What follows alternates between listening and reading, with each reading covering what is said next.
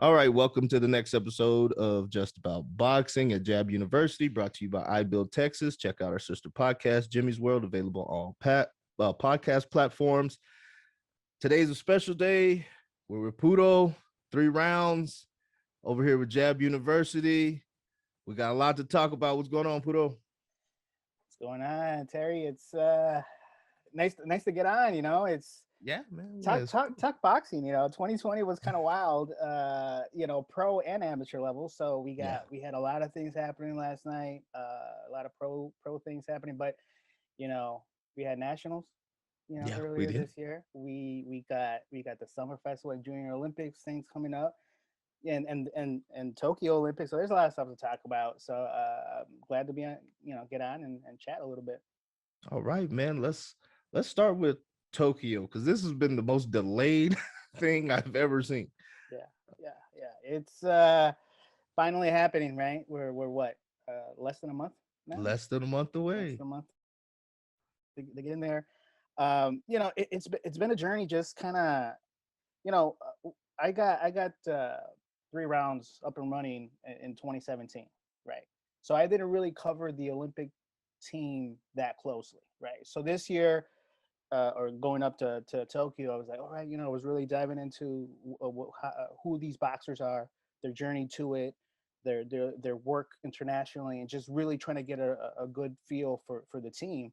And then we got COVID, and then it got delayed for a year, and it kind of, like you said, it's a very prolonged start, to it. So, but it's been interesting, not only that the qualifiers, the America's qualifiers, got canceled. That was essentially what the USA boxing team was kind of using to qualify. That got canceled completely. So we go to these rankings, and what do you think about these rankings, the BTF rankings? Well, kind of mixed emotions about them. First of all, the guys that were ranked, they put in the work when they needed to put in the work. All right. So they're pros now for the most part. Three out of 5 are pros. You got Duke at 25, Keyshawn at 38, Troy at 78. Those guys put in the work when they needed to put in the work, but then they opted to go to the professional ranks. Right. And so USA Boxing made their contingency plans and brought in all these other guys that were ready, to go do the qualifiers. Right. Gets canceled. They can't go no more. They go back and they pull in the pros. There was a lot of guys I really wanted to see qualify. I think Raheem Gonzalez he was going to be scary, like the guy moved to Vegas just to get ready for the trials. And, he did what he had to do, doesn't get to go. Charlie Sheehy got pulled up at the last minute. Yeah. He got his hopes all the way up, got his dreams crushed. You know what I mean? So it's like a mixed bag of emotions there. It was, it's just, it is what it is now, I guess. No, I hear you. It was real wild with boxers opting to go pro, and you couldn't blame them. Two out of the 3. I call this Team USA 6+3, because 6 of them actually qualified as amateurs currently, and three of the pros that all happen to be on Top Rank by chance, I guess. I don't know. Coach with K Caroma there, but there was a lot of when I started to look at the BTF rankings and see where all the boxers were at, the way that USA, the boxing, the system is, it's not really geared towards generating points, right? Because you compare it, the number 1 boxers or whatever are like at 800 points, and a lot of the boxers are like maybe 100 or something. So, I think they were all geared towards, let's go to the qualifiers and qualify and go from there. But this was abnormal. The only issue that I had with them going to rankings, and even though the boxer were pro, is that the Olympic trials, 2 boxers did not win the Olympic trials. I think that was enough to say, even if you did make enough points, you didn't go through that pre-requirement to even advance. So you be considered. So that's my Keyshawn made it. He did it. Yeah, he did it the right way. Yeah. I have no issue with that. Even Mhm. he did become pro, and if they wanted to give, because 2020 was just, it's an asterisk, right? Yeah. You have to see what happened and go from there. So Keyshawn just opted to go pro because of what's going on, and delayed. I was okay, perfectly fine. But he still qualified. He still won the trials. He still put in the work that he had to do to get to that point. Two of the boxers did not, and that's where I think I have an issue with. Yeah. And my With heart hurts for Bruce Carrington, man. Like, he did it, man. He was yeah, on yeah, fire. And then right, this happened. So yeah, like my heart hurt for Bruce Carrington. I wish him the best. I hope he just does great in the pros. He deserves right, it. right, Yeah, because he did everything. Him right. and Raheem did everything you had Yeah, to do. There's no like maybe this could have went this way. They could have chose somebody else. No, they did. They followed the rules. They did yeah. everything that they could have possibly done. And then no, you can't go. I'll toss one other name into that really hurt. That I was hoping she was going to get an opportunity to compete. Andrea Medina out of Oh yeah, California. the Chula Vista. Yeah. Oof. She did. Not only did she excel internationally, being her first time being out there. I mean, she ended up with a record of 10-3 internationally since 2020 or 2019 or whatever. Now I'm getting my years mixed up. But she won 10-3 after she qualified, and that's amazing. The only other one that did better was Naomi Graham. We know what level Naomi's at right now. She's for me a real favorite, the medal in the Olympics. But I really was, that was the one that hurt for me. I'm like, hey, Andrea Medina didn't get a shot to qualify, and because she was excelling at the Yeah. level that you should be excelling at the right time going into the Olympics.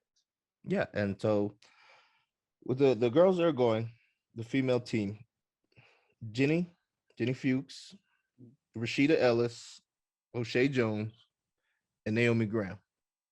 I think we can stand on the podium with all four. 100%, 100%. I was kind of looking at it. O'Shea, beast mode. She, Soul City, the whole team out there. They get them ready, ready for these competitions. So O'Shea, Naomi, Rashida is really putting in the work. Jenny, Jenny's is she has that experience and wants it.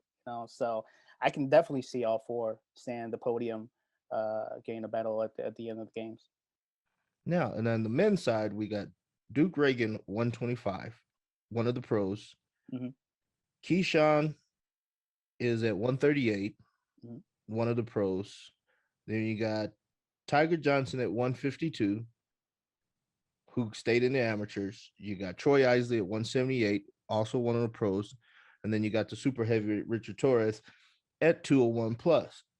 It's been said over the last, I think, about 3 or 4 years, Keyshawn was our best shot at the medal, world championship silver medal.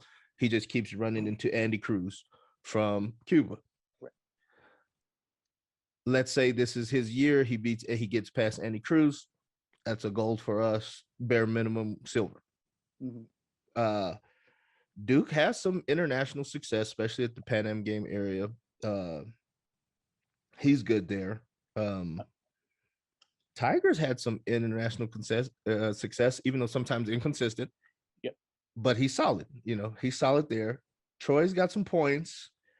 I don't really know much about Troy internationally. The one person I did see internationally at that weight class of ours was Khalil Cole, who Oh, right. did drop Julio Cesar La Cruz Ooh. with a little check right hand. It was awesome. Oh, love that. You know what I mean? So, but he's pro, so Yeah, yeah, these yeah. guys are out there chasing checks. And then of course Richard. Richard's perennially just on he's been on it feels like 8 years already. Like he's been internet. Yeah, Um yeah, yeah. It's you know, eh, I think Keyshawn is probably the one that I think could stand up in the podium. I'm confident just of his experience internationally, uh, and consistently facing some of these by the Andy Cruz and you know that type of work will make you improve. There is no way that you won't want to improve. So he's consistently been in these big stages in the amateur level and now with the pros. So I think he will excel, and I hope to see him at the podium up there. Some of the other boxers, you know, those are tough divisions. You know, I wish I would have seen a little bit more of Tiger Johnson. He didn't compete at the Stranger or the Boxum.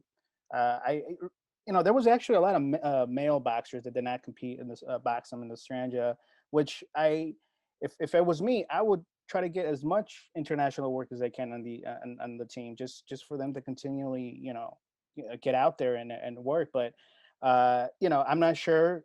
Tiger, Duke, you know, Troy. It was kind of funny with Troy Isley because, you know, I'm over here watching his pro fight, even though I know he's as soon as the fight's over, he's gonna go He's back going to to camp. yeah.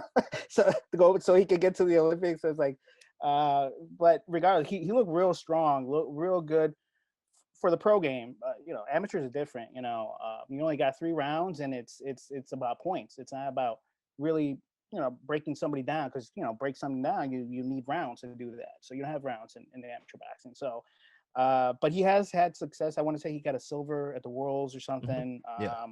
So so he, you know, Duke as well. They're not strangers to that stage, but uh, you know, don't you think some of the boxers that are in their brackets that are going to compete in the Olympics, don't they want to beat that pro boxer? Don't you think that little element is going to maybe even make them work that much more? Just you know, and how's that going to look if so say Keyshawn does medal and he's a pro? Are we going to be okay with that? Because they know that, you know, when, like, say Richard Suarez had that fight where he ended up, you know, with a KO from a pro boxer, everybody was up in arms, right? Like, how Me can you let included. this Yeah. I happen? mean, You know, all this. Are we gonna just not forget about that when some of our pros do medal? You know, that's one of the things that kind of, you know, open Pandora's box a little bit when you do let pros compete in what is typical. You know, not that every Olympic sport is just amateurs, because it's not. But as far as I know, boxing and wrestling, I think, were just strictly yeah. amateurs, right?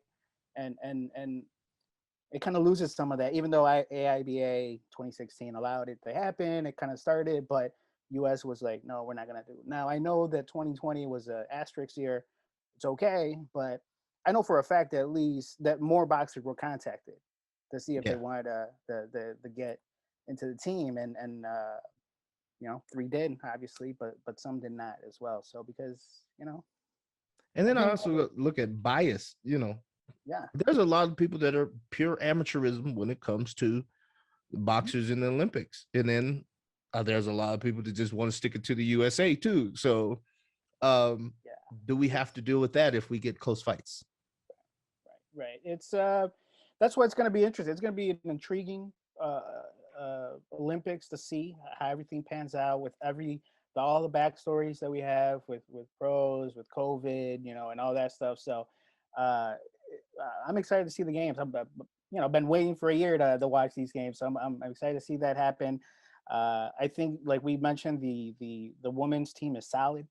I think Super I solid. think I think they've consistently performed and can handle themselves internationally. You know, uh, on the men's side, I think it's more competitive. It's going to be, you know, sometimes you get in a little hot streak. You know, it's kind of like, you Yeah. know, baseball going into the playoffs. If you're just hot at the right time, that could work. So so we'll have to see. We'll have to see how that pans out. That's going to be a little bit more intriguing, but feeling good that we should come back with some medals at the end of the All games. right. I hope we do. Go USA. All right. So Yep. now let's transition into the Summer Festival in Lubbock, Texas. This is a new one Right. for USA Boxing. This is typically Junior Olympic season. Right. This year, they've added collegiate boxing and the elites. So this is a weird one. All right. Yeah. Oh, Not, yes. yeah, not a lot of your elite top dogs and some of your youth top dogs aren't showing up. And my theory on that is because your a lot of your elite males and females are helping with the Olympic team. They're at camp right here at Hotel Elegante in Colorado Springs. A lot of your top youth males and females are also there as training partners. You know, that's a lot of traveling for these people. They got to go back home, then turn around and, there's a few that are going to be there. I know Amy Mentor told me she's going to be there, but Right, she is going to be there. yeah, that's just a few. Yeah. The numbers aren't huge, especially coming off of the 2020 Nationals that happened March 2021. That Right. tournament was absolutely humongous. Oh Well, yeah. this one's going to be much smaller.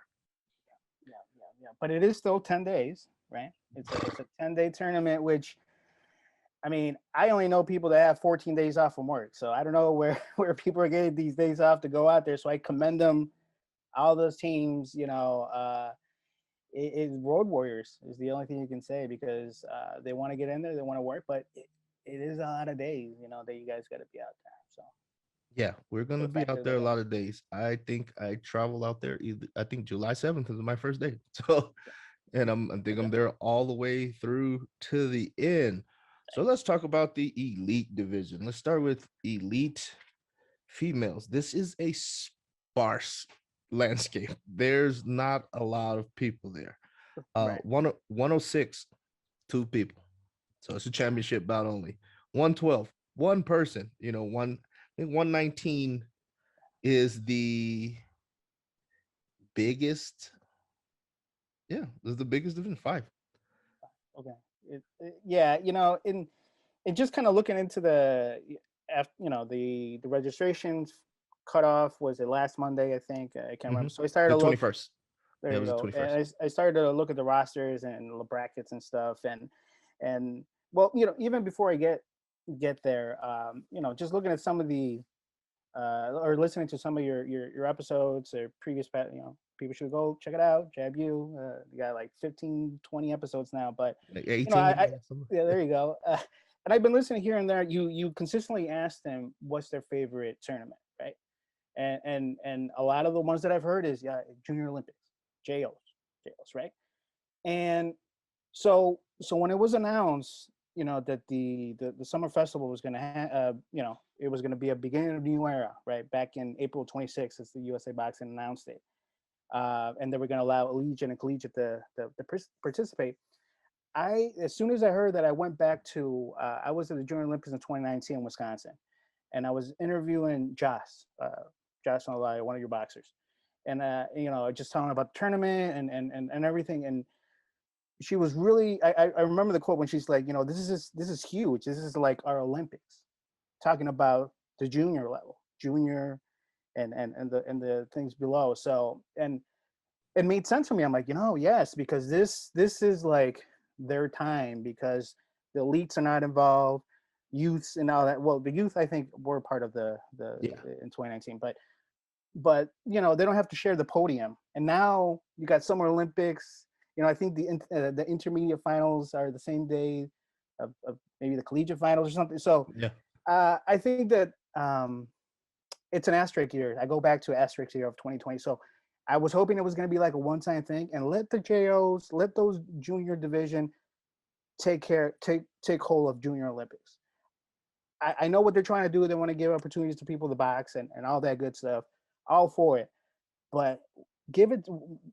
I'm maybe I'm in the not in the majority, but I think it should remain for the younger boxers, because that is their equivalent of their Olympics. And I think there is something for that. I think a lot of the young boxers, especially boxers start at 8, those ages, Junior Olympics, that's where they shine. That's where they get ranked. That's where they do all this stuff. So I just wanted to get out there, Kyle. But Yeah. that's one of the first things that I thought. I don't know if you have any thoughts on that. I do.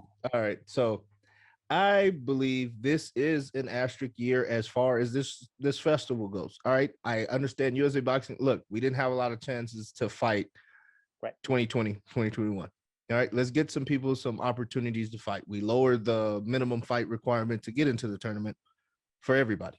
All right. So I think that's what this is. They added the collegiate division. For the last 2 years, there has not been a collegiate nationals as far as NCBA goes. I'm not sure about UCBA. That's the smaller of the 2 organizations, but as far as the big one, NCBA has not had a regional or national tournament in the last 2 years because of COVID. I remember flying into Reno for the collegiate westerns, and the next morning flying back to Colorado Springs, like yeah, they just canceled it and told us to go home. Oh So man, yeah, that's so we actually got there, and they're like, nah, they just canceled. Get back on the plane and then go back home. So for 2 years, there has not been a collegiate nationals. All right, so I think that's why the collegiate division was added. The collegiate nationals is normally beginning of April. okay. So and I think the intentions were well. It was well intended, Yeah. Oh, for sure. but the simple fact remains: college student athletes are not at college during the summer. They go to their homes. They go get summer jobs. They go do summer internships. Right. Uh, the big three academies are us at the Air Force Academy, the Naval Academy in Annapolis, and West Point up in New York. They have summer training. So they go in 3 blocks. It's either 3 weeks of leave, 3 weeks of jumping out of a plane, or 3 weeks of hanging out in the woods. That's pretty much what it looks like. And then at your academies, all your training is conducted by upperclassmen. So your upperclassmen that are on the boxing team are now pseudo drill instructors for basic training that started this last week. So they can't get out of there either. So the numbers weren't what anybody was hoping for the collegiate division. We're still going to take some from the Air Force Academy, but the numbers just weren't there. And then we're trying to get elites, a chance to get some points to be competitive. Because if your winner from 2020 is the same person the winner from 2019, there's no way you're going to catch them going into 2024 points wise. It's just they're just too far ahead, way ahead on points. So I think they're just adding another. Hey, let some of these less experienced people or lesser known people catch up on points. Issue there is you had camp for the Tokyo Olympics, which a lot of these top elites that aren't in Olympic weight classes or didn't qualify are training partners right now. Right. A lot of your top youth were brought in as sparring partners and training partners now. So they got to fly back home. Yeah. Turn around a week later and fly back out. So, and then I think some of their coaches probably just aren't comfortable. Like, I haven't seen you for a month. Are you really ready? Yeah. No, it's scheduling. It's the Olympics and all that. A lot of we'll get to it, but in the youth division, there's a lot of boxers that aren't showing up that are usually at the top or near the top. Or on the finals, or boxers that you kind of have to go through if you're gonna get that title, and they're not there because they're gonna get ready for their international tournament coming up.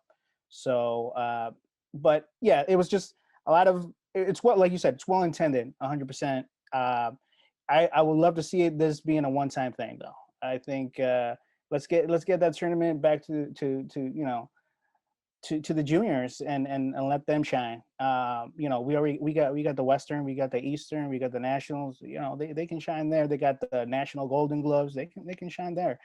Let's like JO stay for that. That was my only point on that. But it did surprise me. And then it was funny. Summer Festival, I was like thinking of my town's fresh market or something. Yeah. But, it is what it is. But yeah, you were talking about a little bit about the elite. I want to say I'm trying to look at here. Any division that you're looking at when it popped out and said, I think the toughest division's got to be 119. It's only 5 people, but it's still tough. Nayeli Rodriguez from El Paso is always at these tournaments. Oh yeah. She's never quite won one. She's always 2 or 3. She's there, second or third, but the lack of people there might be her year. Right. Jennifer Lozano must probably be the favorite in this division right now. I would say, yeah. Then you've got, like a lesser known person coming out, but she's been hitting the mark on the Houston area sparring circuit, Aaliyah Pequeño. So she can punch a little bit, fight a little bit. Team is relatively new as a whole. There's a lot of pros in her team. But she's been hitting the mark with the sparring circuit. So 119 has to be your toughest division. Is Mariana Gonzalez at 119 still? I don't know if my list is outdated or not. But she's yeah. I'm a fan of her. She's out. Yeah, she's good. Yeah, she's great. Real solid, real good. She I think she was in the Olympic trials, won a couple times, and then I think she got to like Kevin Garcia or something and wasn't able Yeah, to overcome that. But real good by far. Like I said, it's probably one of the better Jennifer yeah. Lozano in there. So And that's a name we haven't heard competition wise in a long time.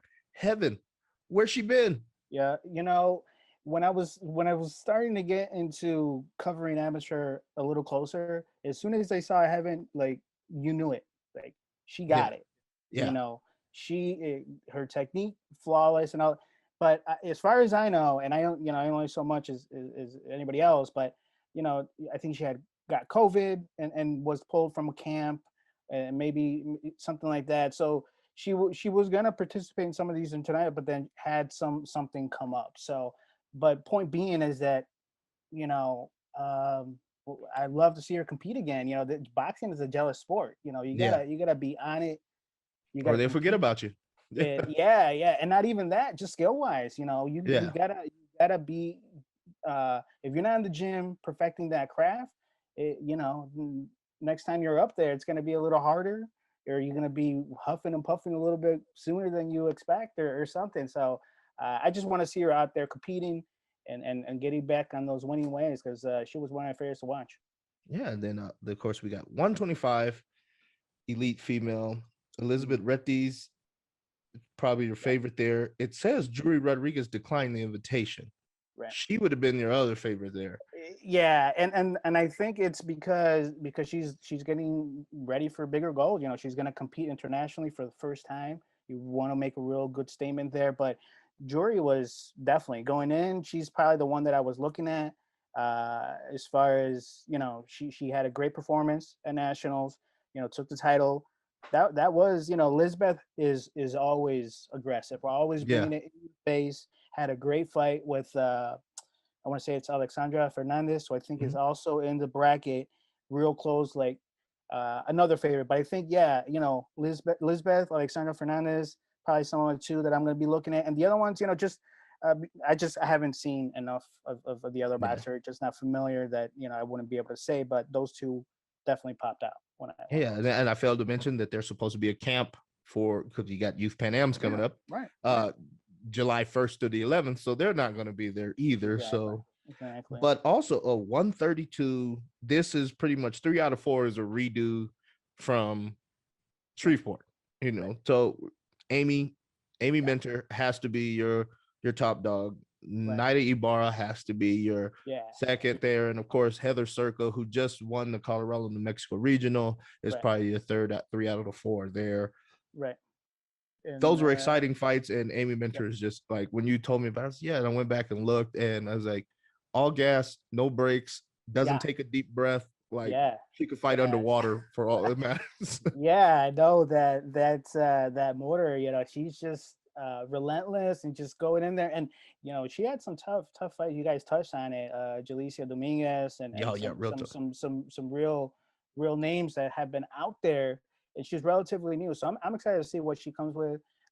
She's not gonna be surprising anybody anymore. They'll know who she is, and they'll she got that spot, so everybody's gonna be trying to get that from her. So we'll see. Exciting to see after a boxer gets that title how they react to it. All right, and we're gonna go into the elite males. Okay. Elite males. 114 has 7 Hmm. boxers. Your 2 top dogs are not there. Adrian Rodriguez from Glendale, Arizona, Salam Gonzalez from Denver, Colorado. Right. Your 2 Right. top dogs. They're not there. No, and there's another name that I like at 114, Fabian Arredondo from Texas. Oh yeah, yeah. Real crafty. Yeah, Shout out Freeport Boxing Club. Yes, that's Freeport yeah. boxing. You got to shout him out. He's a Yeah. three ounce boxer. As soon as I saw him, you could see the skill. You could see everything in there. He's not going to be competing, which I was hoping to see him. Yeah, yeah. But Gave Adrian 114. Rodriguez hell. Yeah. Oh He gave yeah. yeah. That I'm not going to comment on that, but that was a Uh, real close yeah. fight, real good fight. My Uh, opinion is that just came down to punch count. Adrian Rodriguez throws 3,000 of these every round. It's kind yeah. of hard to like break through Hey, all that. Yeah. I hope they do it again because Yeah. I know Fabian wants that rematch, so we'll see what happens. 25 top dog Jamal Harvey's not there. No, he's not there. Probably a name that you want to look at there is Steve Johnson, Hmm. TNS out in California. He's always competitive. Had a good fight against Jamal, but Jamal is just he's Yeah. a monster right now.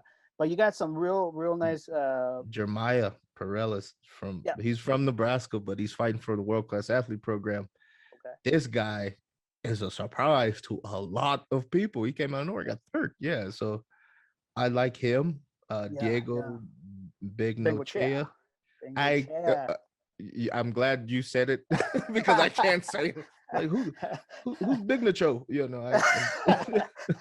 Yeah, but Yeah. yeah, kid can fight. He's been around a long time. He's been A kid I around. used to train is hanging around, Uh-huh. not quite hitting the mark yet. D'Angelo Sanchez. He's Oh, okay. yeah, Okay. he's trying to get back up there.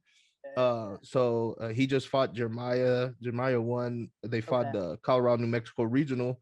Yeah. Uh, Okay. Okay. so like they're trying to get up there, but it seems like Jamal Harvey would be head and shoulders above Oh, everybody else as the favorite. yeah, Um, yeah, yeah. Which keeps him sharp. I had yeah, a good chance to talk to him, Jamal, and everybody. He has a target, but he excels off that. Daryl Davis, good friend out in with the Oxon Hill Boxing Club up there, just keeps them focused, gets them that different work. So Jamal is definitely who you're comparing to, but 125 has some good names in there. You can't knock out Javier Samarron. yeah, Had a good Samaron fight can fight. out of Yeah, Wisconsin, really good. Isaac Carlos, brother of Jorge Carlos, yeah.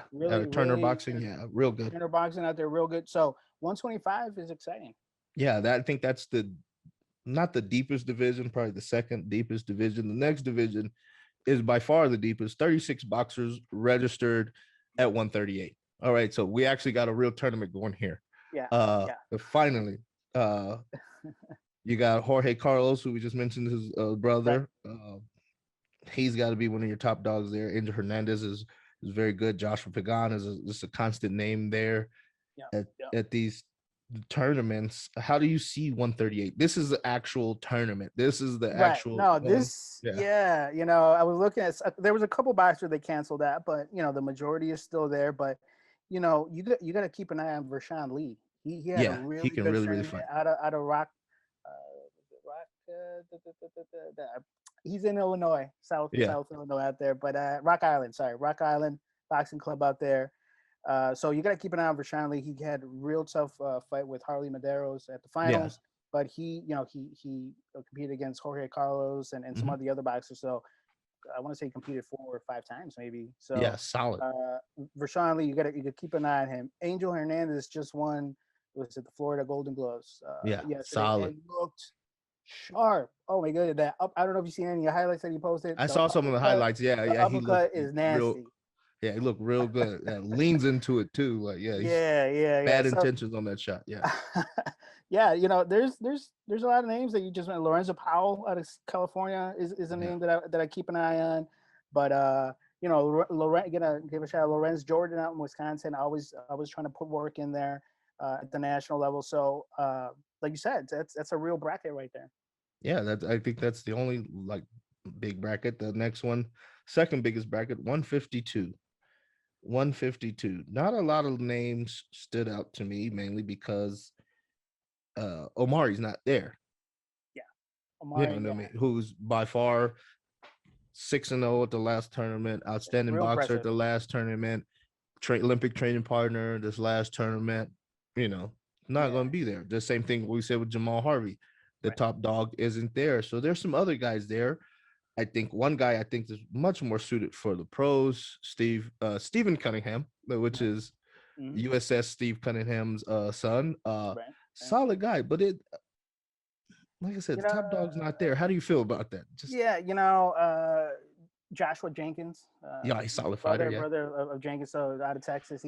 Texas, I believe. Yeah, he's a name that you want to always keep your eye on and see what he's doing. But you said it's a good bracket for a boxer to really make a name for themselves at 152. Omari Jones, he's not competing, which I wanted to see more of him. I didn't see too much of him before these last nationals, to be honest, out in Florida. So, but 152. I don't know. Jonathan Montalvo. I've seen him constantly just competing at them.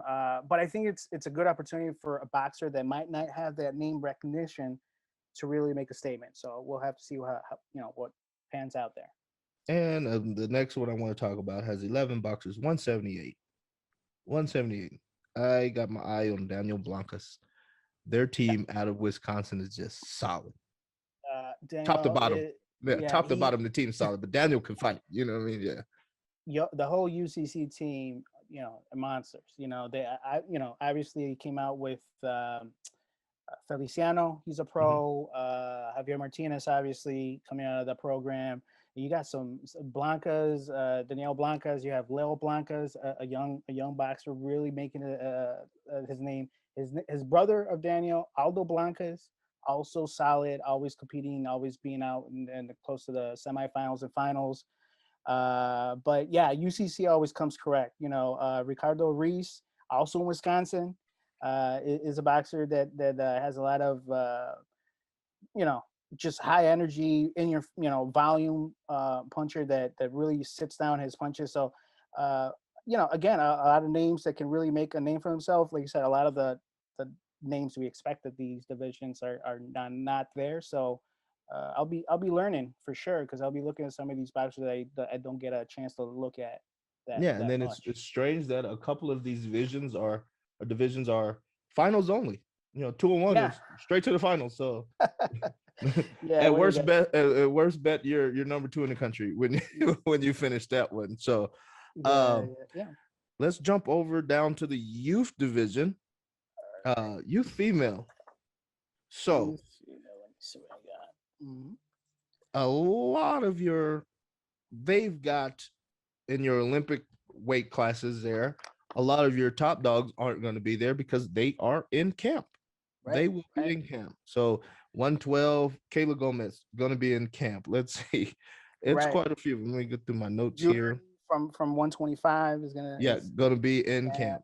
So but one division I do want to highlight is the 132 division. It's hot. It's only 4 boxers, but it's hot. It's going to be a really interesting tournament for them. All right. Typically she's your favorite all the time going in, Under Armour Athlete of the Year, all that stuff. Hasn't been winning lately. And that's Sierra. Right. Yeah, she's made some changes. She's made some serious changes. She's moved down to train with somebody else that's always consistently number 1 in her division, which is Ariana Carrasco. They're down in New Mexico with one of the meanest men when it comes to training of all time, Rene Carrasco. I'm like, hey, you can't get away with nothing with Rene, but he's a solid trainer, one of the top conditioning guys. So hopefully she's looking at a revenge, and looking to get back up to where she typically is. Then you got the one that beat her, Jayla Smith, or they call her JJ, who's just been a surprise to a lot of people. Very physically strong. They made the move from Colorado to Arizona. Now they're in California. So they're up there getting a lot of female sparring with the Beautiful Brawlers girls and so on, Daisy Bamberg and all those guys. So they're working. Then you got one that's been around. She was on Team USA as a junior, solid. Melissa Hogan is just always around. Hard fight for anybody because her gearbox only has drive, no reverse. That has to be the hottest division right now. Yeah, you said it's only a couple boxers, but it's boxers that have experience in the USA boxing national circuit. They're always consistently there, but I mean, I'm not gonna lie. The matchup I'm trying to look at is to see if Jayla and Sierra get back in there. That would be their 3rd time in 4 months or whatever. Yeah, about 4 months, 20 days. Because they met at nationals and then they met at the Lugo tournament. Shout out to Mike Lugo out there putting that together, and then potentially back at this Junior Olympic Summer Festival thing that at this tournament. So I want to see how Sierra reacts to to uh, to a defeat. Because even though there could be some question, or you can say controversial decisions or all Hmm. that good stuff. The point of the matter is that it went down as a loss. So Hmm. you have to deal with that, regardless of what your aspect is. You can use that as the fuel to kind of keep you working and say, I don't want to, feel like or feel that outcome again. But that's gonna be an interesting matchup. Team Juice with a Jayla Smith out in California, they're consistent.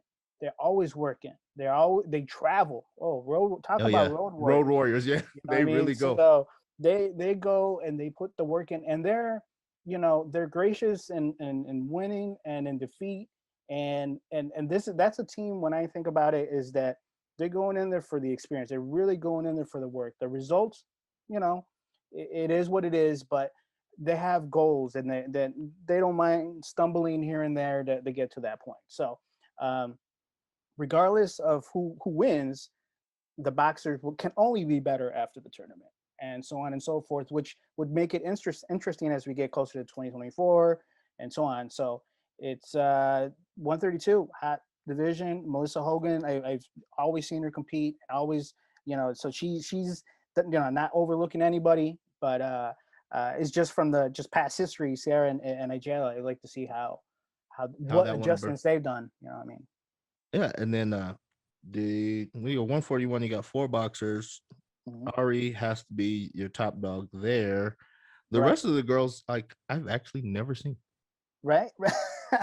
You know And what? and I'm in Ari's corner at every tournament, so, so I Yeah, don't know, but we're not going to overlook them. But no, like I've no, never right, seen them before.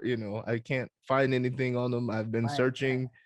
Uh, That's a good question. When you go into a tournament and you don't know anything about your opponents, I'm assuming that makes it more of an emphasis to stay sharp, because you don't know if you're going to get a boxer. You're not going to know if you're going to get a brawler. Are they tall or longer? Do they have a jab that I have to worry about or anything? So I'm assuming it keeps you as a coach sharp going into a boxer that you don't know anything about. Is that how you? yeah, it does. It's nerve wracking a little bit, but with a boxer like Carrasco, you kind of just hit them in the face and see what happens.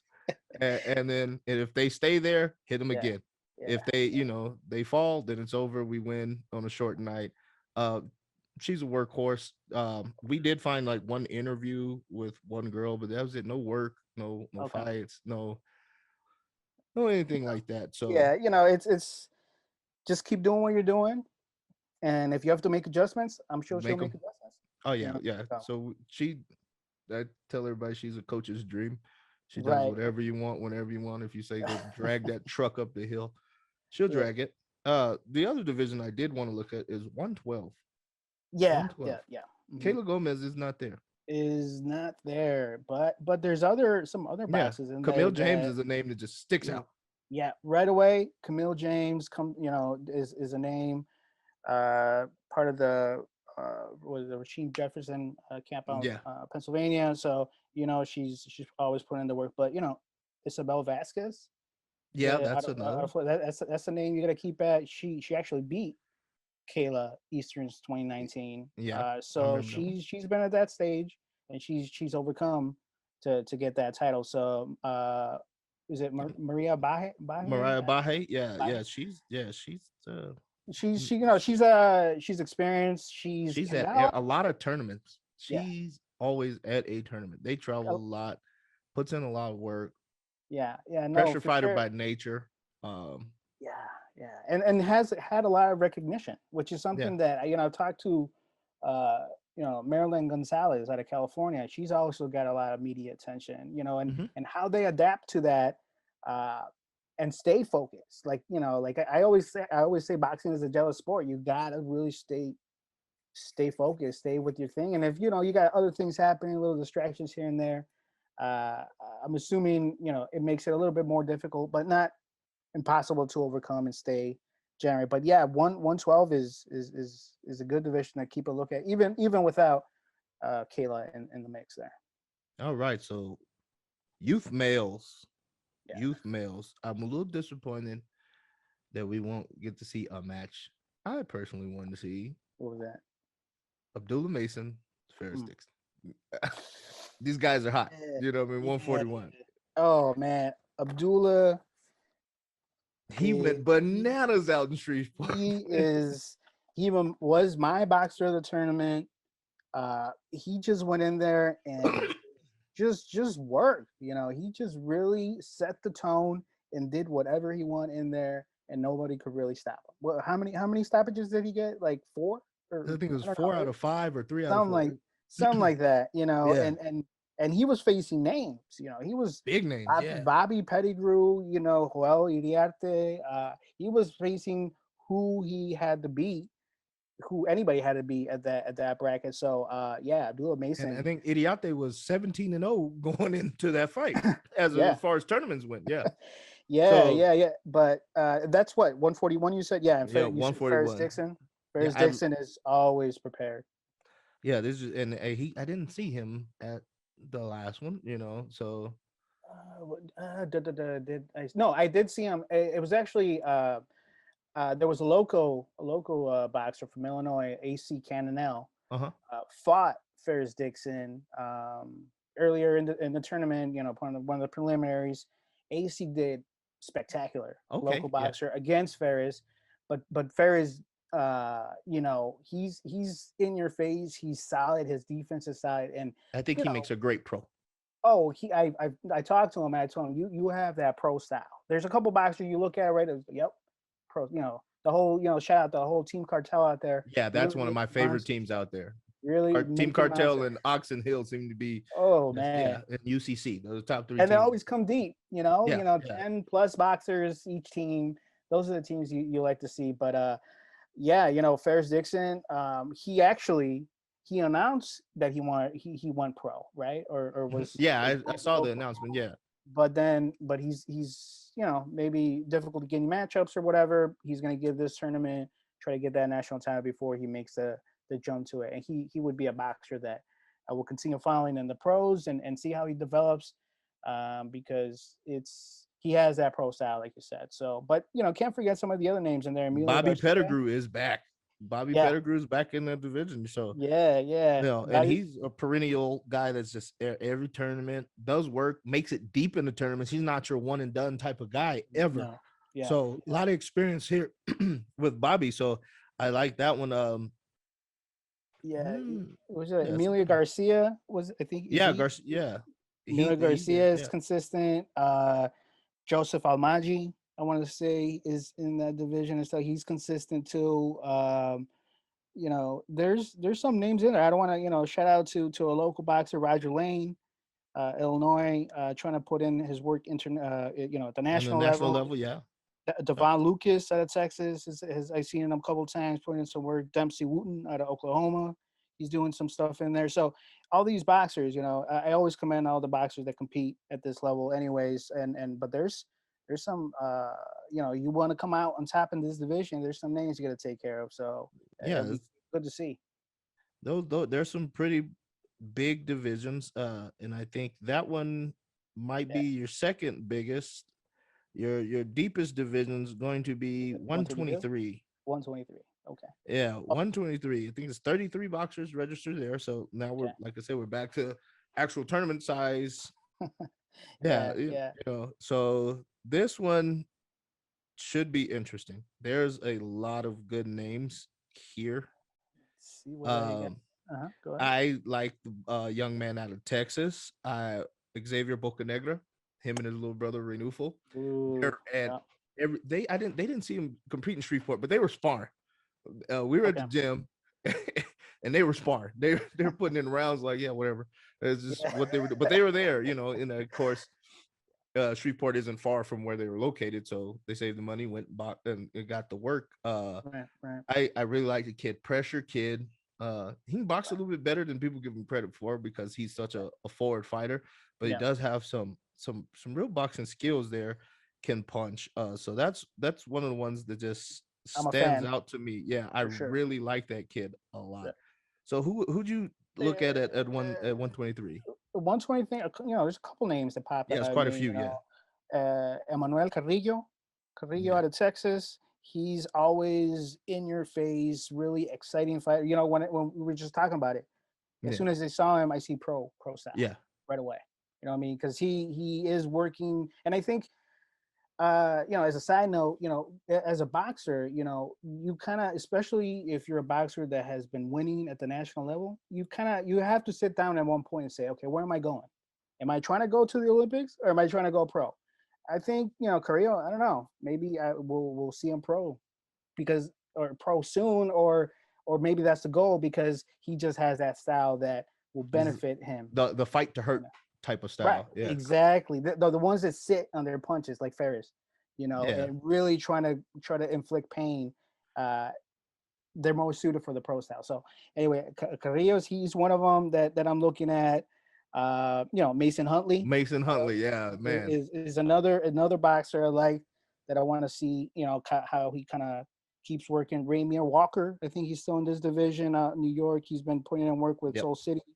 Well, like this, you know, Soul City always gets their boxers right, so we gotta see what they're doing. But you know, there's other name. You know, William Luther.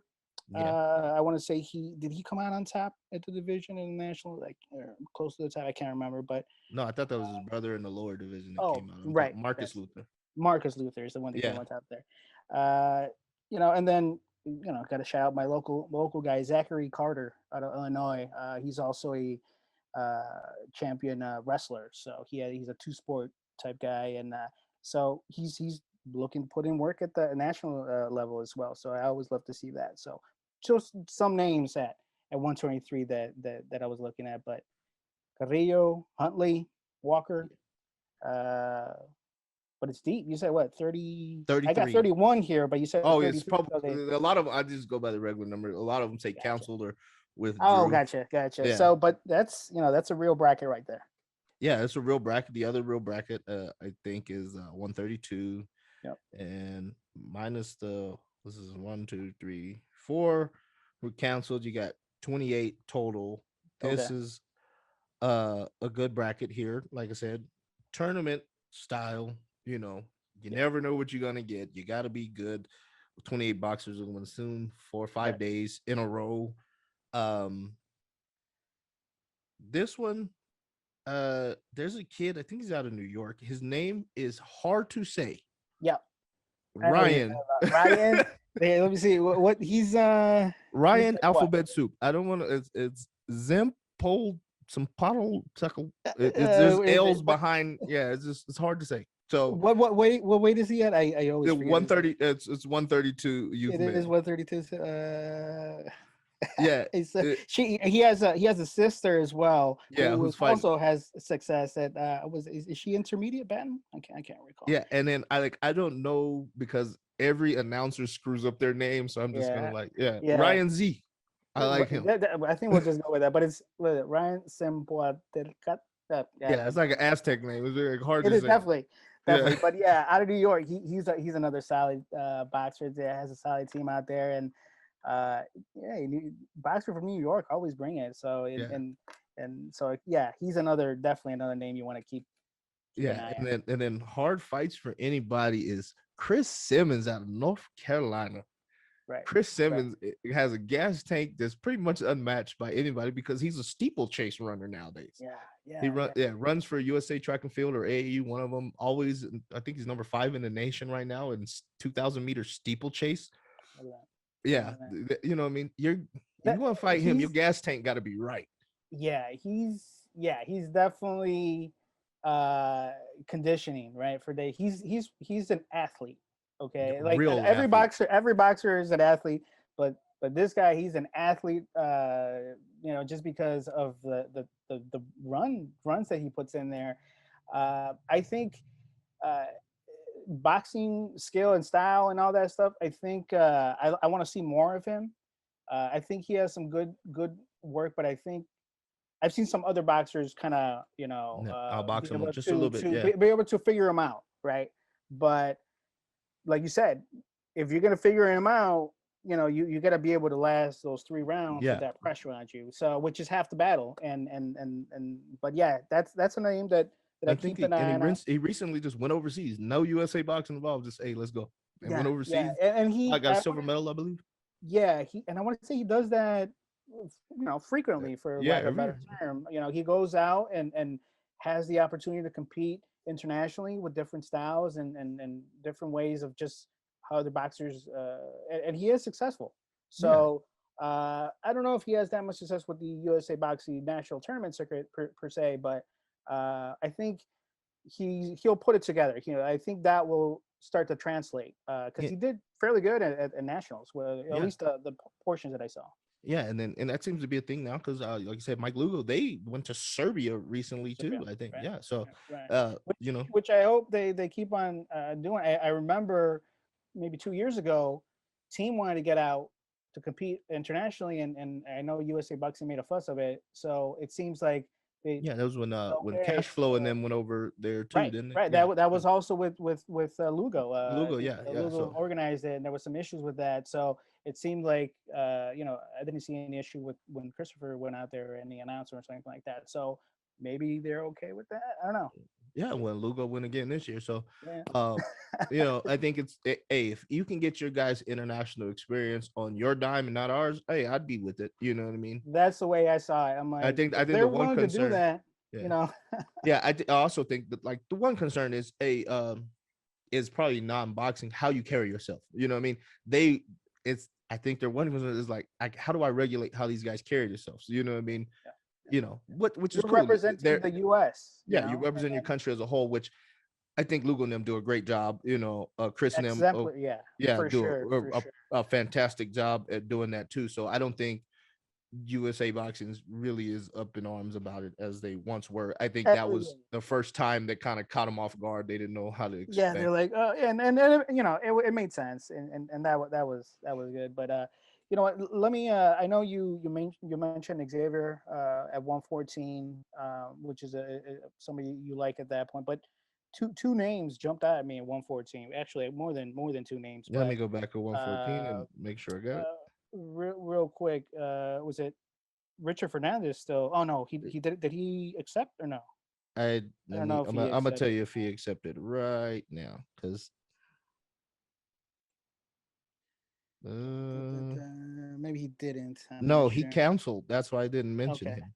Okay. All right. But Jordan Roach out of Maryland is a name you want to keep in there. Yeah, that Uh, the Roach family, was Boogaloo and them. I think that's his nephew or son or something like that. I think his nephew. But like okay. the whole the Roach Yeah. family can just throw down. Period. He Right. had his brother, I think, fought Jamel Herring for a world title, like a year and a half ago, maybe 2 years ago. That family just Yeah. Yeah. born to And you can fight. It's see them. Yeah, carrying on. So that's and Emmanuel Moreno out of Texas is always consistent. Carlos Ebron out of Florida is always doing some work too. So 114 is also excited. I just want to toss some of those names in there. oh yeah, they're solid names. Real Even some solid of the names. later, even the later division was it 108. You got two names that popped out of me: Aaron Garcia and Ryan Williams. I mean, Ryan Williams out of Ohio, and then Aaron Garcia out of Utah, which Yeah, don't know that too many boxers out in Utah, but Yeah, well, but he's the also Garcia family seems to do great. There's a little one, Leonidas Garcia, that yeah, him and K Dot fight a million times a year. yeah, Uh, yeah, yeah, at the that whole weight, family. yeah, that whole family, and they travel a lot too. Because I've Yeah, seen them out here in Colorado, yeah. And he does, fighting up or in I don't Loma. know if Yeah, everybody does, but I know Aaron does wrestling as well. So he's yeah, always competing, always in top shape.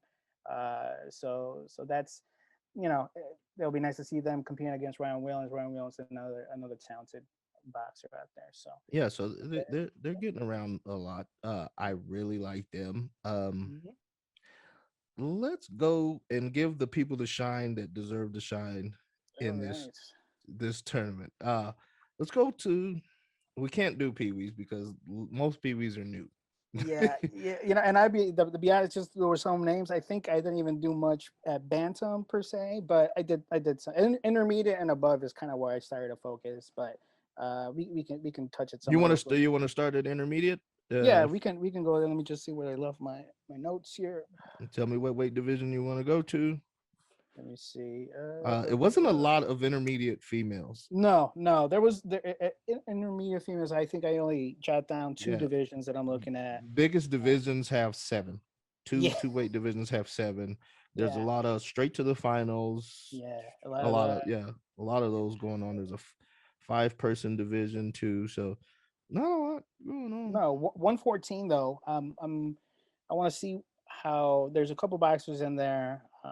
Joanna Martinez, Hmm. Joanna Martinez out of Montana, Giselle Gutierrez out of Colorado. Colorado Haven't at seen her. 114. Yeah, yeah, Haven't that seen her should be a good compete one. lately, but that she is good. And then I'm more curious to see how Violet Lopez out of Wisconsin Okay, comes to it. She had a disappointing nationals, lost in the first bout, preliminary bout. So you know that she's ready. yeah, I Any boxer who loses at a turn, especially a boxer who is successful, multi champion, you know that they are just inching to get back in that ring and say that that was a fluke. I'm back on it. So them, so that there's got to be some firepower at 114 there. yeah. And then I ran into I think Giselle's coach. We were trying to match up a local show, and I did just think she can't get local matches at that weight right now. And maybe when she gets a little bigger, probably older, Right. might be there. But if you can't Yeah. fight, kind of going into a tournament, I why? want to say last I saw her at Junior Olympics in Madison in 2019, and she looked great. I just wanted to see more of it, but sometimes you can't find matches, and it's nothing really you can do about it, but just trying to stay sharp, spar, and do all Spar, that. do what you can do. You get Right, what comes to you. right, 95 is going to be a solid weight class with Alyssa and Jocelyn. Jocelyn, of course, we won the right. U.S. championships, but Alyssa Samarano is one we've had our eye on. Okay. Sienna is another one. Uh, I, I'm not gonna mess up her last name. Just but Uh, these are solid divisions there. These girls have been around for a while. They just don't gain any weight or get any taller. So you know, yeah, yeah. No, but it's that's why I like the atmosphere so much. It's really more on technique, perfecting just that style. If you're long, you're expected to fight long, and you gain success by staying long and boxing and doing all that stuff. It's just the purity of the sport, especially by the females in general. I think I've seen that they're just not out there to brawl. They want to yeah, they're not box out you, there to ball. and do all that stuff. But And then where uh, I had my eye at, was it? I think we should, juniors is where I was.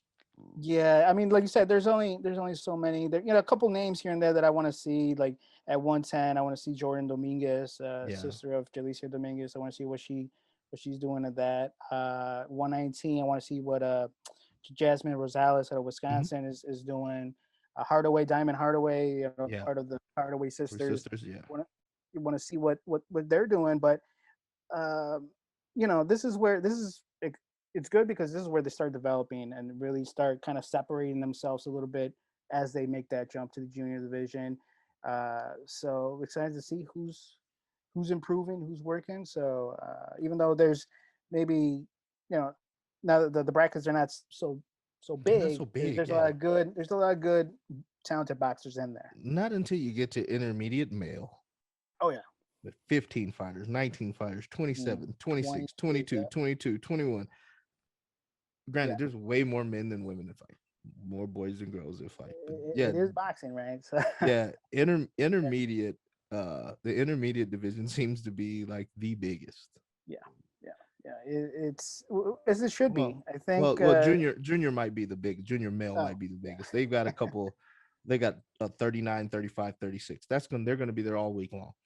yeah, yeah. Well, which is that it's for that. That's where you see a Yeah. lot of numbers in the juniors, youths. Those type of numbers in there because that's uh, a lot of boxers had success in the bantam and lower divisions and stuff. They just keep going, working, and until they got in there. But in the medium battle, we were just talking about it. K. Dot and Yeah. Garcia, Austin Garcia over there. They're in the same bracket at 65.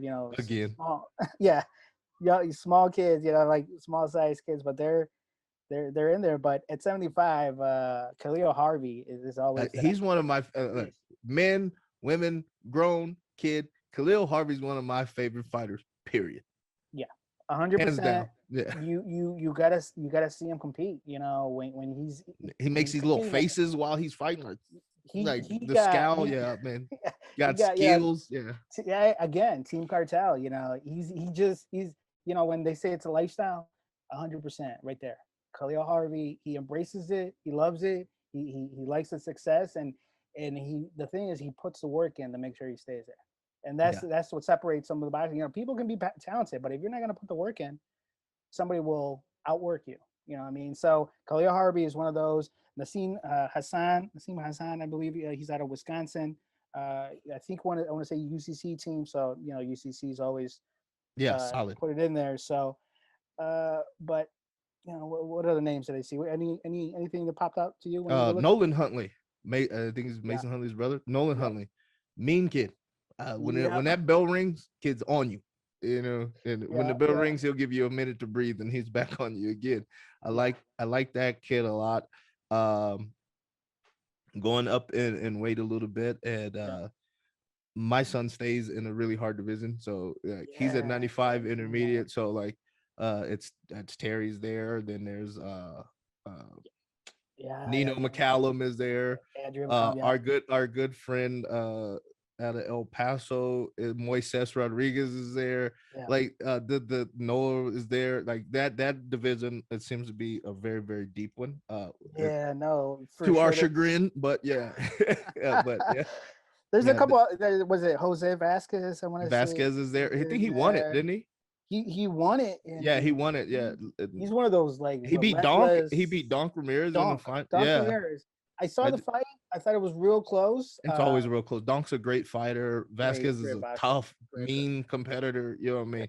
Expect to Yeah, see them compete again for sure. yeah. I didn't see Donk registered at this one, No, no. I that's why I was trying to see if I can and see then his I even name went there up a weight class to see if Donk just was to see there. if he Yeah, jumped because up. I just saw him. I watched him his dad's live yesterday. He fought at I think it was their JO box, oh Golden Gloves box off Oh, in okay, at home. I watched him fight. He won okay, pretty handedly. You know what I right, mean? right. Busted kid up. You know, especially in the third round, he just hit the gas pedal, and I was like, oh Ooh. wow, yeah.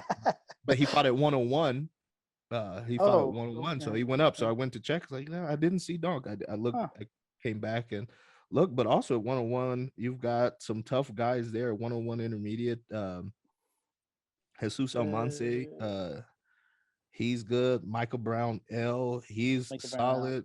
Yeah, Yeah, yeah. yeah. A It's lot of these guys are just really good, man. Like this is Rolando Vizcarra. That's one I hadn't Viscara, seen in a California. while. Yeah, Vizcarra is they put him at the bottom of the list because his name starts with a Right, V. But right. I remember watching him and Donk go back and well, Donk won most of them, but like they weren't easy fights No, no, at no. all for Yeah, him, you know. And then if Donk wasn't in division, Vizcarra just dominated the division. yeah, So yeah, for like sure, for sure. I'm I remember interested in seeing seeing him him and again. check it out. But yeah, it's been like you said. I think it's been a little bit since I seen his name out there. So excited to see how he comes through with that. And uh, you know, man, 20 some boxers in that division. Yeah, big division. Yeah, yeah. So who do you have? At 106, I was looking Salim Bey. Yeah. Oh yeah, Uh, he's out always of Pennsylvania. He fought Leonard Ross not too long yeah, ago. Really, really, really nice boxer. Just really studies solid. it. Yeah, You real know, good. he Pace his is the pace is a little slower, but he yeah, walks you into stuff. You know what I mean? right, Yeah, yeah, Salim Bey accurate. He's walks you into accurate. punches. Yeah. And then Really, I was looking like we were younger. I was like, man, we're gonna fight the Salim Bey kid. You know what I mean? All of a yeah. sudden he grew and we didn't. You know, like it's yeah. Yeah, no, so that's a name that I'm looking at. I say local boxer, but but here in Wisconsin we have Owen Miranda. He's Mhm. always seems to be at the tournaments. He's relentless as well. Always working there. Finest Cummings is a name that I Oh see yeah, he a killed lot. it. Yeah, he was on fire in Shreveport. Yeah. Cummins was just on fire. Was he out of Rochester, New York? Yep, yep. He's Yeah, out there. they bring it. Well, Javier Mitchell's out there too. Like that team in general brings it. But Finest Cummins Yeah, yeah.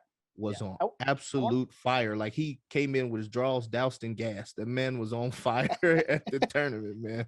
I want to say it's Ryan. Coach Ryan is that the coach out of Uh, there? I no no. I can't remember. I just seen Uh, him at I USA can't remember his camp here. name. Yeah. I'll get it for you too. It just slips Yeah, my but mind. yeah, Yeah. but he's always a name you got to keep on. And see, and there's just a couple names in the same bracket. So this Yeah. is where it starts getting. You start seeing a lot of these names competing against each other, which And makes it. I noticed most of these kids are one or two weight classes up from where they were in March. So they're starting to hit this Yeah, preteen right, puberty growth right. spurt. So a lot of these kids are going to get bigger and bigger Oh yeah, coming up here yeah. soon. Can't So wait to see some of these kids at junior and beyond when they start really falling into the division that they're going to be. Their frame is kind of where they're going to be at, and so exciting. So that's a good division to keep and look at. Jumping over to 110, Joseph Winangaya from Illinois yeah, I was is going to the screw that name. boxer. I was going to screw that name up so bad. Local boxer out here, and Kevin Bernal, also out of Illinois. They've competed a couple times, so he's in there. Who we got else? Leonard Ross. We just talked about Yeah, Leonard. Leonard Ross. Got it. Was he He's Detroit, Michigan? yeah, yeah. He's Okay. out there, Michigan. Who else we got? Man, just Yeah, intermediate is pretty loaded. yeah. They got 20, 21 boxers in there. So just some names that popped out when I was looking. Yeah, going to be a Into long that week. one. Yeah, I'm telling you, and that's was it. Typically, Junior Olympics is what, Tuesday through Sunday competition or something, Something like that. or Yeah. something like that. You got So your it's prelim weigh-in day on Monday. and Start then competing, and then Saturday you're done. You're back either Saturday evening you're on the flight home or on the road back home. Yeah. So this is extra long. 119 Esau Valerio, out of Arizona. I want to say he is. I want to see him compete. I don't think I've seen him compete in a little bit, but really liked it when he was back. I really liked his Yeah, boxing style, so I want to see him. I remember him being much smaller. Yeah, yeah, he was small. I want to So say he it's fought that like growth spurt we were talking about. Like yeah, he's hit yeah. it. Yeah. So yeah, I I want to say remember he him being fought much like smaller. Ty Guerra out of Texas, maybe in one of the tournaments. That was maybe 2019, but he was 2019, 2021. You'll see a difference. Yeah, Yeah, just just a growth. way bigger kid. Yeah. Yeah. What other names stood out to you there? I mean, all the other names are just names that I've seen, but I haven't really seen compete. Like I just mentioned, Ty Guerra, he's at 125. Who else do we got in here? Hezekiah Kozme out of Wisconsin. He's from that Bruce City team. Shout out to the Bruce City boxing club out there. Man, Ruffin Harris at 138. Which He got is again really big for an intermediate kid. yeah. And then some of these other names that are bigger that I just haven't seen enough of them to really recognize. So, uh, there's some nice work at this intermediate level, and as it should be. So it's exciting to see what they bring in. I think at 90 pounds, Jay Sean Wallace is Yeah. there. He had a really he's real nice. He feints, steps back real nicely, gets that counter on you. He had a great fight against Juan Galvan out of Texas that I highlighted on the page. I did a little highlight video on that just because of their back and forth. You can see the adjustment kind of happening as it was going, which is great to see in the sport. So, and then at 90, shout out to Anthony Medina, Wisconsin, Jayla Flores, Illinois as well. He's working there. So just want to see that tournament get started. All right, let's go junior female. I Yeah. got my eye on 101. Okay. 101. This is Oh, a very good division. You got Giselle Resendez coming out of the Gulf region. And then you got Yarlet Bonilla coming out of the southwestern region. Then you got Ivy Enriquez coming out of the border region. This is a Texas yeah. style weight class, Right. Texas style weight class. We tend to see Ivy Enriquez at every tournament, tall, Yeah. pressure fighter. Yeah. She throws one long combination. The bell rings, she starts throwing, bell rings, she stops and goes get water. You know what I mean? So that Yeah, no, I've seen Ivy. I follow her a little bit, and she has a long frame and is using it. So she had success. So Looking to see how she comes out, for Yeah, this yeah. Wells. Resendez is a tough one. Gulf Yep. region is Okay. really tough. Yeah, definitely. Southwestern is actually Dallas area. So like I said, this is a Texas style tournament. Don't want to overlook the other girls, but Yeah. right now you got a 3/5 chance of your winner coming from Texas. So Yeah. Yeah. Which is some of these brackets are really Texas. I mean, as you expect, Texas is it's a huge. huge And they've amateur been boxing. a little bit more open as far as boxing wise. I think Border is the last of the 5 regions in Texas to get going again, which Hmm. is the El Paso, Hudspeth County, Culberson County Oh, okay. area. Okay. But you know, they've been a little more open than Right. everybody else. Then So right. Most definitely. Most and definitely. So they're ready to yeah, get they're in there. ready to get down. Then we got 106. Emily Oh yeah. Garrison out of Wyoming, solid fighter. Her sister Yeah. Sarah Garrison is also a very solid fighter. Uh, Aubrey Muniz out of Dallas area, very Yep. good. Kayla Pruneta out of South Texas, but your favorite kind of going in. Well, I wouldn't say your favorite going in because Pruneta might be what Yeah. right up there. Is Shaylin Patricio, Sharon May's little sister. Uh, Yeah. did you notice they brought a broom to the U.S. Championships in March? I did see a couple of those Every shots. Patricio won a national championship. And they brought out the broom. I was like, hey, that's Yeah. cool, man. If you got it, you got it. You know what I mean? So I thought Yeah. that was cool. Yeah. Yeah. Patricia team, it has a reason to do that because man, they always bring it, and they're was it, I think one of the Patricios did like a Superman punch He in his does it fight. every tournament because I've been in the corner on the opposite side when he did it. And we're like, hey, don't do that. Hey man, that was cool. That was really cool, man. That was Yeah, yeah. So hey, they got that swag, and they back it up, yeah, they But back it up.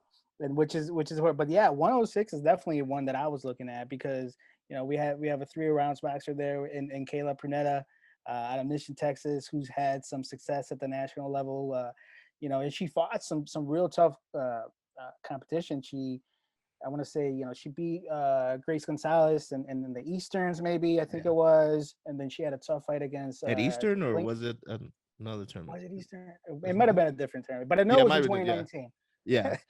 All these tournaments are all mashed up now. So, but and then she had a tough fight against Jesseline Silva, Yeah. Pennsylvania at Nationals, Yeah. which I was hoping they were going to be. Initially, they were in the same bracket going into Yeah. Nationals here, and Yeah. then Jesseline went to the higher division. So, Kayla, came out with the belt at the end of the tournament. So, but I want to say Shailene Patricio is the one that fought Jesseline at Yeah. Nationals. Is that correct? Yeah. It was Shirley Patricio. Yeah. Okay, so Uh, that matchup might be interesting, and yeah. you See, can't. yeah, Purneta Patricio. Hopefully it's the finals. Yeah, Uh, hopefully it's the final, but you can't, like you say, you can't discount Aubrey Muniz and yeah. Garrison. But Garrison's I a like to see. solid, tough one, and I think she's naturally a little bit bigger than these girls. Okay, which Yeah, makes a difference, they're solid, girls. You know what I mean? So, right? yeah, I think she might be a naturally a little bit bigger than the other Okay, girls, at least from my visual okay, uh scale. oh, definitely, Yeah, she's one definitely. of the ones that might have to cut a little bit more to get there, but she's physically a little bit bigger. Uh, see, there's other weight That's class I have my eye on here. yeah, 106 for small bracket, but Yeah, you're it's hot. probably you're Yeah, guaranteed some exciting matchups. and then You know. 110, Oh one yeah, ten. Like I that's said, you another said, one.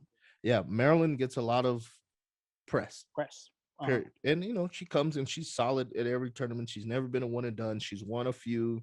second place at a few, second or third at a few. Yeah. Then you have Star Penrose, who's Yeah. very tall for that division. Mm-hmm. Tall and strong, from Santiago's boxing. Santiago. Yeah.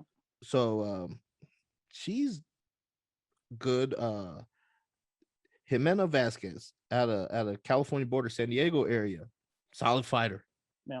Yeah, boxer I haven't puncher. seen too much. I haven't seen too much of her. Was she at the tournament at nationals? No, I didn't see her at nationals. I was Okay. watching. I watch everybody's live feed, so it Oh, could be your okay. best friend, it could be your worst enemy. But I was watching a live, and I saw her, Okay. and I should I should check it. I was Okay. like, I like that kid. You know what I mean? So yeah, Nice, nice. so it should be a good division there too. Yeah, I mean, you got Perla Basandu. Perla's, oh yeah, she You can know, really fight too. You know what I mean? So she can, she has that lane. She has a good frame for the division as well. I'm Cindy I'm thinking Salazar. Yeah, is also her good. her and Star are about the tallest two. Yeah, Yeah, yeah. you You know. would think that they would, if they use their height to advantage and all Yeah. that stuff, they would And they be. both like to bang a little bit too, so it's kind of Yeah, interesting. yeah, Yeah, for the tall girls, they want to get down with you. You know what I mean? Bend their yes, knees, put their hands up, and throw. You know, so definitely. So that's a good division right there. I want to see what Maryland is coming with. I want to say she didn't go to nationals a couple I months didn't see her. ago. I I didn't. I didn't think see her. yeah. So it would be nice to see her back in there. That would be what, a year and a half layoff or something until Yeah, the well, national competition. like it's Well, like she was going to school in Colorado, living in right. California. It was Yeah. So there's a lot of things different. happening, and I gotta get. I interviewed one time, and she really carries that press and all that attention really well. She's older beyond her years really at that aspect because she's able to really balance it and is really focused and is one of those that as soon as she's tuned in and knows that she got to get ready, she's going to be 100% ready to get going. So like to see her compete. Perla is always a name you want to keep an eye on. Star Penrose and also yeah, 110. That's a Yeah, good and one. then 114. The immediate standout is Sarai Brown L. Hmm. Just one. Yeah, I watched the little fight overseas in Serbia. Kid gets down. It's got yeah, swag, got everything. good Yeah, range management, right, good right. timing. Yeah, Some hand speed. yeah, Looks like some power on there. Yeah. yeah, So she's yeah. your immediate standout in that division. You got any other ones? You know what? I just not to knock on anybody. I just haven't seen enough. I want Yeah. to say I saw Journey. Figured, I think I saw her compete a little bit, but you know, uh, Sarai is one of our 3 rounds boxers, so I keep an eye on her all the time. Big shout out to Team Lugo out there, Mike, Coach Mike. He's always making sure they're on it, they're sharp, they're focused, and they're always ready to go. And they don't go in there and assuming that they're gonna win or steamroll or anything. They don't believe the hype, which is what keeps them sharp.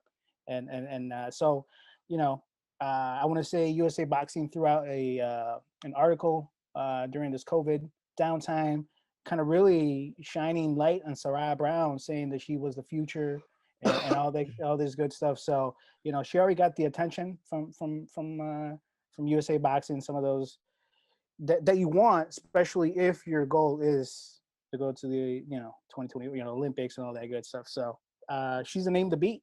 Anybody else who can give her some trouble going there will make a name for herself at the division moving forward. All right. You got your eyes on any other weight classes at the junior female level? You know what? I gotta say 119, Yeah. and it's a small division, but the boxer that has been surprising me consistently is Stephanie Martinez out of New York slash Mexico. She's originally from Mexico, won national titles in Mexico, and has had a lot of accolades out there. Has a good relationship with WBC, and she's in the right place to really make this beyond the amateur level. But I was curious to see how is she going to perform against in a USA national tournament against boxers who have a different style. I want to see what that transition was. Spectacular. First preliminary fight, she stopped her boxer, and the other fights, it was the skill level. It's kind of like when I saw Heaven. It's like, ooh, Yeah. what am Yeah. I looking at? And I saw her box at the Atlanta women's tournament show. I got the stream, which I was completely frustrated about, but I saw a little bit, Yeah. you know, Saw and bits and and pieces. yeah, and like she's really like I think maybe going into the first national tournament, she was a little nervous, like, oh, what to expect, blah blah blah. But now she knows she belongs, and she won the title. So I think she's now really going into where she's going to be in this division. Definitely a name to look at, even to see how she's out there, because she'll be a name that you'll mention a couple years to come for sure. I Yeah, and believe. then in that division, you also got Victoria Mcauliffe. She's out of Las Cruces, New Mexico. You probably know she had a different name a few years ago when she went 2019. Victoria Kirker was her Oh, name a few okay, years ago, but gotcha. name change. But yeah, she's one that's just making her. It took about a year and a half, maybe 2 years off, making her way back into it. She's in there with Sierra and Gabby Oh, Tejas is okay, up there sparring, and so is all right, so she's making a roundabout way back nice, to the sport of boxing. Glad to see great. her back in it. So that should be interesting. Of course, Stephanie is great. I noticed we do have a lot of U.S. boxers that live on the border region. Yeah. that that tend to fight Mexico and not in the U.S. Like a lot of the Calexico area, Yeah. they tend to fight over Yeah, they Mexicali go more do a rather lot of than those. coming up here. Yeah, or their parents are from Mexico. They rather just fight in Right. Mexico, or their parents are more comfortable just taking them there to people they know. Because Mhm. I think I recently saw uh, a fight tournament in Mexicali. Yeah. I mean, Gabby Tejas just killed that tournament. Yeah. But the girl that beat Sativa James Oh, represented Mexico lives in the U.S. okay. Okay, look You at know, that. yeah, You know, lives in the U.S. We had recently fought her. Well, Renee took Ari over there and fought her too. She's like, man, this girl's better than I thought. But it turns out she lives in America. You know what I mean? Like, okay. Yeah, they do a lot of those tournaments there, right around the border, Mexicali and all that stuff. And if team, like you said, if teams can pay their way and go over there and get that work, I mean, I know Fighters First out in Arizona, yeah, Mitri team out there, always going out there to tournaments with some of his boxers. So if you can do it, go put in that work, and they're right there within a road trip away, uh, especially during the COVID yeah. where everything COVID was when shut nothing down. was happening over here. Yeah. Just travel a little bit, and do that. So um, who else did you look at here? Let's see. Uh, 130. I think it's 38. Gabriela Tejas is got Yep. to be representing South Texas. Then you Hmm. got Shamirica Hardaway that's in that division too. Yes. Like this should be a very, very heated. Hopefully those two individual finals. So Yes. we can get the eyes on that one. Right. Um, Right. That's the matchup to look at there at 138. Chimerical and Gabriela Telez, obviously sister of Reina Telez, now pro. And that would be a nice matchup to see, like I said, hopefully in the finals to get that attention to it. Um, you know, Unfortunately, there was it's three or four boxes in there, yeah, so we'll see. We'll see what. yeah, and hopefully they stay around that weight when they hit the youth division, so people can get their eyes on them because Right. 138 seems to be a big size for a junior, but when Hmm. you go to youth, it's kind of just average size. So Right. hopefully they Right. get the attention they deserve. Maybe when they transition into the youth age division, So I I think think it will help them out because they'll be competing more. yeah, If you follow like Gabriela Telez up till now, I mean, she's unopposed or there's maybe one fight or whatever, and you and can then I train all you watched her. want, but Yeah, you need some you just bounce to see where you're yeah, at. and I watched her in that tournament in Mexicali. Kid was an animal, absolute Yeah, animal. She was yeah. stopping everybody. Look at that. Okay, that's Yeah, that's good to hear. So I'll be yeah, definitely keeping my eye on her for yeah. sure. So that's a good one to really watch. But like I said, hopefully they get more shine, more experience, more fights in that youth age division. And I think Gabby is on Team USA now in the juniors too, In the I believe. juniors, right? Right. Yeah. I believe So she won, and good performance. She's talented. I yeah, just want to see more fights out of see her. more Yeah. fight. Exactly. Exactly. Got any other more names you want to look at there? At 125, is it Ricky Griffith out of New York? Okay. I don't think I've seen her compete since the Junior Olympics, but she's always a boxer that I would like to check out. Alexandra Luby out of Idaho is always active out there. So, but there's names in there. I think if you tune in into any bout in the junior division, junior female division, you're pretty much guaranteed a competitive fight. You know Yeah, what real competitive. So now let's go to the creme de la creme of I junior mean? Olympic boxing. Junior males. This is the biggest portion of the tournament. I think this is 119 has 39 boxers. 125 35 boxers, Yeah, 132, 36 boxers. Then you've yeah, got several divisions with 20 or more boxers in there. There's yeah, a few small divisions, but this one, and, yeah. this one takes the cake. This That one is this is junior male, yeah. this is what the Junior Olympics is really made for. It's who they're for. It's where you expect the majority of the boxer that come in, and a lot of the boxers that you hear about and have had success. those are the boxers you want to see at the Junior Olympics. And this is what we got. We got some huge names in here, and Oh, almost every huge. division you go up and down. So Yeah. I we don't know start. where to start. Where do you want to start at, man? Like I like this You know, is I'll toss out here 101. oh, let's At go 101, 101. Yeah. we got, was it about, I want to say 15 Yeah. names you got in there. You know, some names, you know, Jazeer Jr. of New York, Yeah. always a solid. You know, Angela Hernandez, brother of Angel Hernandez out in Florida. Yep. Uh, you know, Emet Villalpando out of Texas A is name I always. haven't seen in a long time just popped up. Keith Jordan. I haven't seen Keith Keith Jordan out Jordan of California, huh? out of Cal. Haven't seen him in a long time. He hasn't Right, right. grown much. He's still fighting 101, but yeah, I Yeah, haven't I seen haven't Keith seen him Jordan compete in a while. Yeah, since not 28. Last time I actually laid eyes on him, I think was 2018 in West Virginia. now. Let me ask you this, and I'm just totally guessing here. When a boxer gets success but then stops competing, do you think they're planning? You know, maybe pro is the way to go, or they just take, you know, they're trying to avoid burnout. What do you think a boxer who, especially one who has success, you know, another name that jumps out there Kermel is like Carmel Moten, you know, tearing up everything, you know, still tearing up everything everything in that you can sparring. possibly Yeah, think of. yeah. And inspire. Yeah, we did a little clip not too long ago. Just some of the work he did, but then, you know, then you lay off a significant amount. You know, Yeah. several years. Any guess why I've that seen might it. be? I've seen it a lot of different ways. There's a lot of circumstances that could go into that. One, for a long time, I coached in Texas. Football. Okay, Football's a okay, school sport. Football gets a definitely. Letterman's jacket. You know, football gets the girls. Yeah, All right. That's just yeah. one thing about coaching in Texas.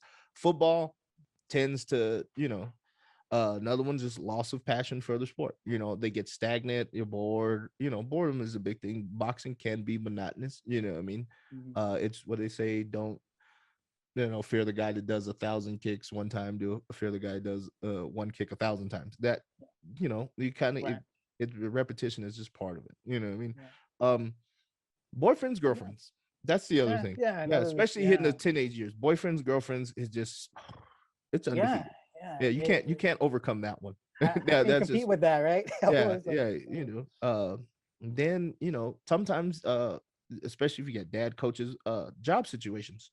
I mean, I know a lot of guys that coach their kids, but they're military guys. I gotta go away for a Uh, year. I'll come back. You know what I mean? And we'll pick up where we left off.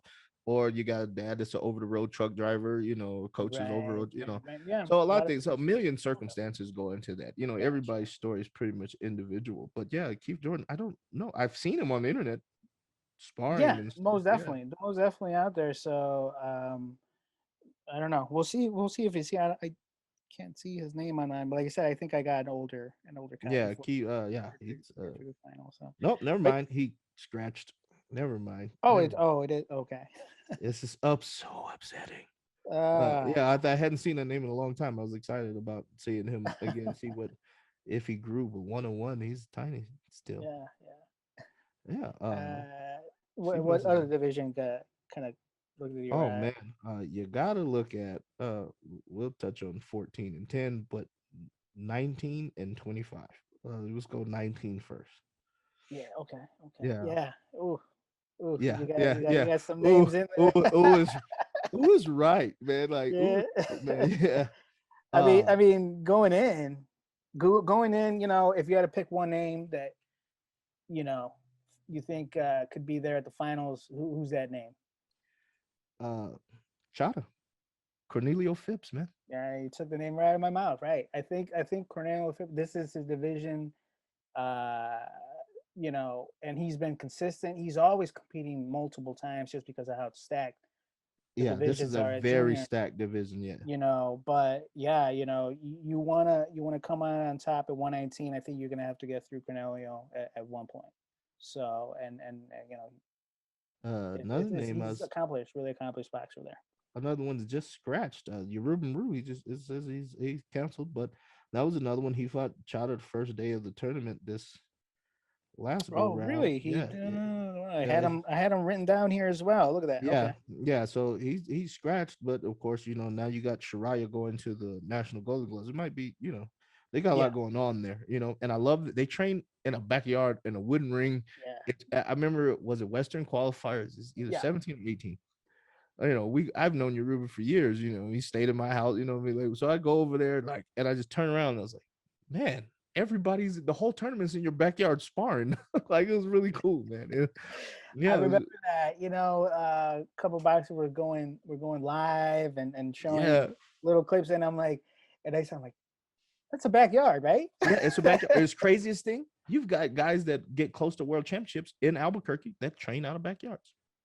I mean, I believe it. I definitely Yeah. believe it. I see it, and I've seen gyms. There's a couple Fidel gyms Maldonado here was that, another one. His gym's in his backyard. Yeah, yeah. yeah, in garages. You see gyms and garages all place. Yeah, And it doesn't. It's so it's not really the facility itself that yeah, makes the boxer. But yeah, I do recall that. I want to say it was a Westerns. I forgot what year it yeah. was, but I think it it was was 18. everybody was Yeah, there. everybody was in the backyard, man. Yeah, they had music playing and inside. It was great. Awesome. Another names that stick out there since you're really not there. Caden Griffith. That's one that's pretty Hmm. good. Sticks out to me. Hmm. Let's see. Uh, Jake and Bradley, New yeah, York. yeah. Take him. Okay. He's at the top of the list. Scroll back up. Damien Flores out of Northern California, Stockton area. He's a Oh, name that hadn't been around for a while. You always hear about his little brother Pistol. I think Damon had like a broken leg or like something with uh, some screws and bolts in it, but he's back. okay, okay. And he's a solid athlete, man. Solid fighter, good skills, strong kid. So I really like this division. Like you said, Yeah. Cornelio Phil, this is his to lose. This is pretty Right, much right. his No, that's division. that he's the guy there to do. I want to give a shout out to the coach McDonald, his Timothy Greer, out of Yeah, Minnesota is there. And, he for him it's more than boxing, but it's always nice that he's always has boxers at national tournaments and doing that part as well. Keeping it good for the community, but also developing some real nice boxers, national caliber boxers. So but yeah, that's 119. That's a hot one to look at. very hot But one. The other one is 125. yeah, yeah, 125. 125. My boy Booney, Troy Nash. He's on Team USA. He's the number one guy there. Hmm. Uh, somebody he fought years ago, we thought was going pro, missed a few tournaments. Yeah, Jesus Panterita Martinez out of yeah, Del Rio, Texas. yeah. That is one a much anticipated matchup. I think Oh yeah, uh Martinez was just out in California training with what's his name? Julius Balo, Ballo out Julius there, Balo Bomber out Squad. there. So like, I thought he was going pro, and I guess he's still in the amateurs. What I mean? Yeah, yeah. No, I actually I talked to him. Jesus is a 3 rounds boxer, so I keep in touch with Jesse, his dad. Mhm. Every once he gave me a call. He's like, we're gonna go pro right before nationals. Like, oh, okay. I mean, hey, if you got to do it, you got to do it. And he got skilled to develop in, and then he had called me a couple like before. I forget exactly when it was, and he's like, you know what, he wants to get a couple nationals still. He wants to go in there. I'm like, you know what, that's an excellent idea, especially he is coming from him. You know what, stick with it because he gained a lot of success. And if you already know that pro is going to be the ultimate outcome, why not get that extra experience right now? Yeah, He's young, and the Burton seeing 60. him compete against some like Troy Nash and so that I mean Yeah, those are the top two names that are put yeah. on Troy the list. Nash, it looked phenomenal at the U.S. Yeah, Championships in March. yeah. Just saw him fight in a local show in a 14-foot ring. Bangs a little bit. Okay. Who knew? You know what I mean? Like, who knew? Because he's built a long guy. And if anybody's never Yep. seen him, he's kind of long. You know what I mean? Yeah, he's definitely Yeah. a long frame. Turns out he can bang a little bit. Seen him in a 14-foot ring a couple Saturdays ago. Okay. Um, Okay. Another name sticks out. Malachi Ross. That's another one. Yeah. Yeah. Yeah. Yeah. That's one. I mean, I don't know if I've seen too much of. I'm sure. I have. Just so many boxers, right? It's a lot of talent Yeah. out there to keep up with. But Eric Martinez out of Pennsylvania is Yeah. another boxer. Long. I think he's fought Troy. Um, Yes. and so he's been in there with some top Mosquera, kids. Rodrigo Mosquera. That's another name that Yep. just sticks out, man. The Mosquera family in general, just a lot of them. Coach, I think the grandpa is a perennial pro coach. Been around for a while, so yeah, they've you know that's a yeah. This Just is a hot yeah, division. Yeah, this gotta, is gotta give a shout out to Willis Santiago from Santiago. Yeah, Ohio. man. Yeah, Yeah, he had a great tournament. Shout out to Coach Carlos Cruz out in Charlie Co. in Oswego, Illinois. He, he was one of the teams that traveled to Iowa with seven boxers to get workout in Iowa. So he's always dedicated. You know they're going to be ready, no matter who's across the ring from them. So uh, great matchups there. Like I said, guaranteed that you'll see some competitive bouts when you tune in the 125 for sure. yeah. Very, very. There's some other weight classes I wanted to take a look at. Man. Yeah, My let's notes see. suck mainly because I Quick shout can't out read. 138. There's a name that impressed me just this last national tournament. He was in the finals. Marcel Steele Okay, out yeah, of DC. He looked really good against a tough boxer in Kalik Harrison, who stayed at 132. I don't know if they fought at 132 actually, so I don't know. I'm assuming Steele moved up, but uh, they had a great fight. Steele really impressed. He jabs and sets everything up, but he bangs too. He gets okay. in there and puts in. And if you could do both, that's impressive. So that's somebody to look at. Is this Juan Rivera? Is this the Juan Juan Rivera from Rivera. Philly? I want to say I put it down as it was, and Okay, that's if another it name that is, was that's yeah, he's solid, man. yeah, that's another name that I had to put up there. I thought he 138, Juan was I thought Rivera. he was smaller, but of course, like I said, Yeah, everybody's growing. Yeah, I'm assuming that's him, but we could be completely wrong, but whatever, it's fine. yeah, that's fine. They didn't put the states; they could have just added the Yeah, states to the yeah. name, Just the state would have helped me out. please. Where is this kid? I've been looking for him, and I know he's going to the tournament. So, uh, So at 138 or no, it's much no, smaller. Much okay. smaller. So there's one another weight class I really like. 114, Caipo Gallegos. Oh, Kaipo Man, for sure. man, this kid, Yeah, yeah, box, bang, brawl, does it all.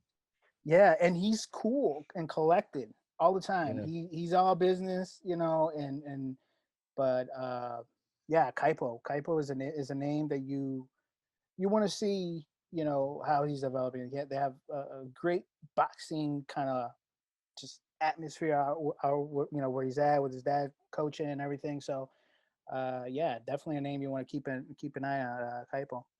then I think it was Caleb Suniga. That's another good name in that division. That's 114 junior male. Caleb, yeah, Maravilla. Yep, yeah, Yeah, that's it. that's a good one. I'm looking for Brian. Well, at 106, I don't know if you had any names up at 106. I kind of like that one. Abel Alba out of California. I think he's camped with Jessica Guerra, who's a youth boxer. But Ranulfo Bocanegra is in Yeah, that weight class, yeah, 106 juniors. Brother of Xavier, so that's he's always going to be ready. Jason Esparza from Texas. yeah, Brian solid. Gonzalez. Brian Gonzalez out of That's who Arizona. Arizona. That's who I was looking for. I was looking for Brian Okay, Gonzalez. But Brian Gonzalez right there. Yep. yeah, Brian Gonzalez, that kid can fight. Oh yeah. Yeah, that kid can Yeah. really fight. That's what I was looking for. I was looking for Brian, and I for some reason I had him and Kevin Ayala mixed up because they, Oh yeah. Yeah. yeah, but Yeah. I don't know why. Yeah. But yeah, And at 106, there's a name that he's out there. He's getting good results. He's starting to get those close decisions. Sometimes name recognition helps when you get the decision at the end. But uh, at 106, Uciel Yepes Espinosa out of Kansas. yeah, He's at a Turner. Really like how he fights. I would consider it probably a pro style, but he will box you. He will bang on you. But he will stay on you. He would be right in your face. And I don't know. I think the championship bout that he had against Diego Barron of yeah, Texas at Nationals, real close fight. I real think close fight. Yeah, I could have gone either way. I thought Yepes actually pulled it off there, but I think it would just fuel UZL to continue going because this is not the end game. Junior. You yeah, continue definitely not. going, You're barely but starting to be honest. Yeah, I think it will continue being like, oh, you know what, I can hang against some of these top. And he's starting to get to the final. So I wouldn't be surprised if UZL gets far in that tournament, that bracket. Yeah, and then of course 110. Like I said, I had them mixed up for some reason. Well, you just mentioned Diego Barone. He's Yeah, at 110. yeah. Had that the close fight with Yepes, and then Kevin Ayala. Kevin Hill. Yep. Yeah, solid guy, Hmm. solid. Uh, um, he, you know, Dylan Turner, Alan Turner. Yep. All if you notice, all Texas boxers. Just Texas mentioned. man. What's Telling you. going on, man? Well, you got Javante McIntyre coming out of Florida, Yeah. so but Jaden Alpo, Yeah. that's a Yeah. Texas is doing it. What's in the water down in Texas? What is in the water is the question. Yeah. Right now. But since coming out in the last tournament, Diego Barone Yeah. has to be the top dog in Yeah. this weight class. Yeah. I just mention a few names wrapping up junior here a little bit. Some of the higher weight division, 154. You got Marco Romero out of Kansas. Always seems to be fighting Tavarian Anderson from Louisiana. He just came back from with that Lugo team up in Serbia, Yeah, so he has international experience. So I'm curious to see what how he puts translates that into over? work. Yeah, Yeah, so that'll be a good one to check out. So that's at what 154. So at 145 you got Sebastian Juarez out of Texas, younger brother of Omar, pro boxer, and Emiliano Gandara out of Texas as well. Some boxers there that I think that bracket has like 11 boxers in there. So just yeah. some names to keep eye on in some of the heavier divisions there. We would cover the collegiate division, but ain't nobody there. So and honestly, I don't know yeah, anybody well, up there. I could tell you about it, but it's like it's not that many people showed up. I think Okay. literally 50% of the tournament is my team. Um, Ah. the Air Force Academy, and that's because we're close. So it's not Oh, gonna I got you. I got cost us an arm and a leg to get there, you. Yeah. and um, it took some negotiating with some commanding officers to try to get them Just to get in there. Yeah. just to get in there. And but we needed experience. Like I said, college boxing hasn't had a national tournament in 2 years because of COVID. Like I said, we flew into Western regionals. And it's like, yeah, Mhm. yeah, go back. As soon as so it's money wasted there. So I look forward to the summer festival, like I said, and you Yeah. said too. Like, hopefully, this is a one-off as far as Yeah.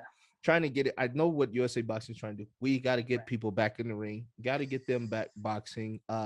It was a good shot trying to get the college kids in there. Yeah. They go home in the summer, internships, jobs, Yeah. whatever. Like you said, I think it's about maybe coordinating, scheduling it to make it fit with what how you guys structure their time. They have if they fly back home, it's going to be hard to get them in there, but maybe during the school year. But then during the school year, I'm sure it's busy. So We have our own uh, season, yeah. So yeah, there you go. So well, I love to see some of these collegiate boxers in there. I'm sure they're all disciplined and ready to work, and it's always translates good in a sport like amateur boxing. yeah, and then in the youth division, we're trying to get some international experience. They got those are youth Pan Am games Yep. coming up. So, like I said, a lot of their top youth will not be there, especially the ones in the Olympic weight classes. Right. So I think Youth Pan Am's is this year, Youth Worlds is next year. Right. If I'm not, I believe so, but I'm not. I I'm haven't not looked at completely sure. And then we got World Championships coming November, December time frame right before the U.S. Championships. So we've got a lot going on internationally. Hopefully, with the Olympic guys, going to be pretty much be out of the way. Right. Right. This new blood Yeah. gets their international experience. I think we're starting a little like a year late with it. Yeah. Maybe Yeah. we I should have think had a year of international experience with the younger people already. I definitely agree because everybody gets the same 4 years to prepare. Uh, just because the year was taken off, you just go onto the AIBA webpage, you'll see people are competing. There's tournaments Yeah. happening. Everything, there's the Asian The Worlds or Asian, something yeah, that was a happened. good one. I saw a Yeah, kid out of Japan, the youth yeah. one. Oh man, he What's was his name? Rieto Sutsumi. Yeah, yeah. Yeah, he was really, really good. Yeah. Then I saw the Indian female Yeah. team took 7 golds. Look at You, that. you jump over to the elite division and you had the Kazakh women team take 6 or 7 golds. Hmm. But then again, a lot of these a lot of people don't realize America is huge. Yeah. So these other countries are so much closer to each other. It's like an hour drive, 10-minute drive, something like Right. that to Right. just go They're compete they're internationally. Yeah. they're in there, and but they take full advantage of it, and that's what it is. Everybody competes in the same international stage. So at the end of the day, at the Olympics. So, but you said, I think we're a little behind. Hopefully, we can catch up and feel better about the team that goes into the Yeah. And then Olympics. So hopefully a lot more people do what Lugo's doing. Hey, let's go on our own. I mean, right, right. I mean, I don't think it's hurting. I think as long as you put in your work in there, they pay their way, and and I they're mean, top athletes too. They're not taking a novice fighter over there. He's taking kids that have right, been on the right. national level and won repeatedly Exactly. on the national Exactly. level, to Which get is the which is the international. difference with is it Christopher Simmons that Yeah, we mentioned? He I think he's won silver gloves maybe, yeah, but not a USA Boxing national tournament, which yeah, which I think should be like a qualification, like a requirement. If you want to go yeah, international, you gotta at least beat the guys here. You know what I mean? Like yeah. something like that. So Lugo's team definitely had Yeah. done that. I got a chance to see Simmons this summer. There was a group of, I think, junior boxers that got together and with their coaches and parents, and they just traveled Yeah, during the COVID era and just sparred. right. Robert Robert Merriweather was one Merriweather. of them. Chata was the other one. Troy Nash was the other one. Chris Simmons was another Chris one. Simmons was one of Yeah, them. Yep. they like, hey, we're on plane. We'll see you in a couple of days. And they showed up and just they got work with each other. They got work with whatever gym Right. they showed up at. Then I think the one of the Penrose there fights at like 119 or 110. Hmm. They went out to Philly, they went out to New York. That That's right. seemed to have become the norm Yeah. during the this COVID period. If the state was open and we can get to it, let's go get work in that state rather than begging to get matched up at somebody's local show if Right. they're open or there's no tournaments for us to Right. compete in. They went in and got to work. Um, I think that could be a trend that sticks. Because uh, sometimes at the tournaments, local shows. First of all, I think a lot of boxers that do win nationally hardly get local bouts anyways, right? Just yeah, because people don't it's want to get hard in to. there, blah blah, whatever. But if you get a team together and go spar, which is a little bit more informal, you don't have to have a show or officials or anything like that. You have to really coordinate beyond making sure the gym's available and having teams come in there. I think that is almost more beneficial than signing up to a tournament and seeing if the person made weight. No, you're going over there to work, you get your work, you put in your rounds, and if you do it's like a business trip, right? You go in Yeah, there 3 days or whatever and come back out, yeah, work for the next eh, one. I think it's something that I think a lot of teams should consider if yeah, possible, but it yeah, does cost. yeah. It does cost, and then I'd be remiss to mention that the girls did it too. Right. Sierra did it. They go Yep. down. I think it was Texas was one of them. Right. There was a whole bunch of them. Yeah. The girl The from New York that just turned pro, fights like Mike Tyson. She was down there. Sierra right. was there. Retis was there. Lozano was there. Right. Carrasco was there.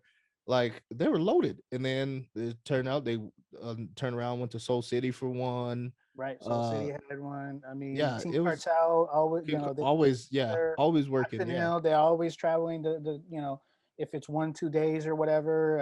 I know I Faith think Mendez Team tried to Cartel travel. went all the way down to Texas for a Yep. while. There, Yep. yeah, Yep. They went in there, was got out there somewhere sparring. with. Yeah, I forget what was the name of the gym out there, but some of the top names were out there. Richard Fernandez, yeah, just a bunch of names that you would expect.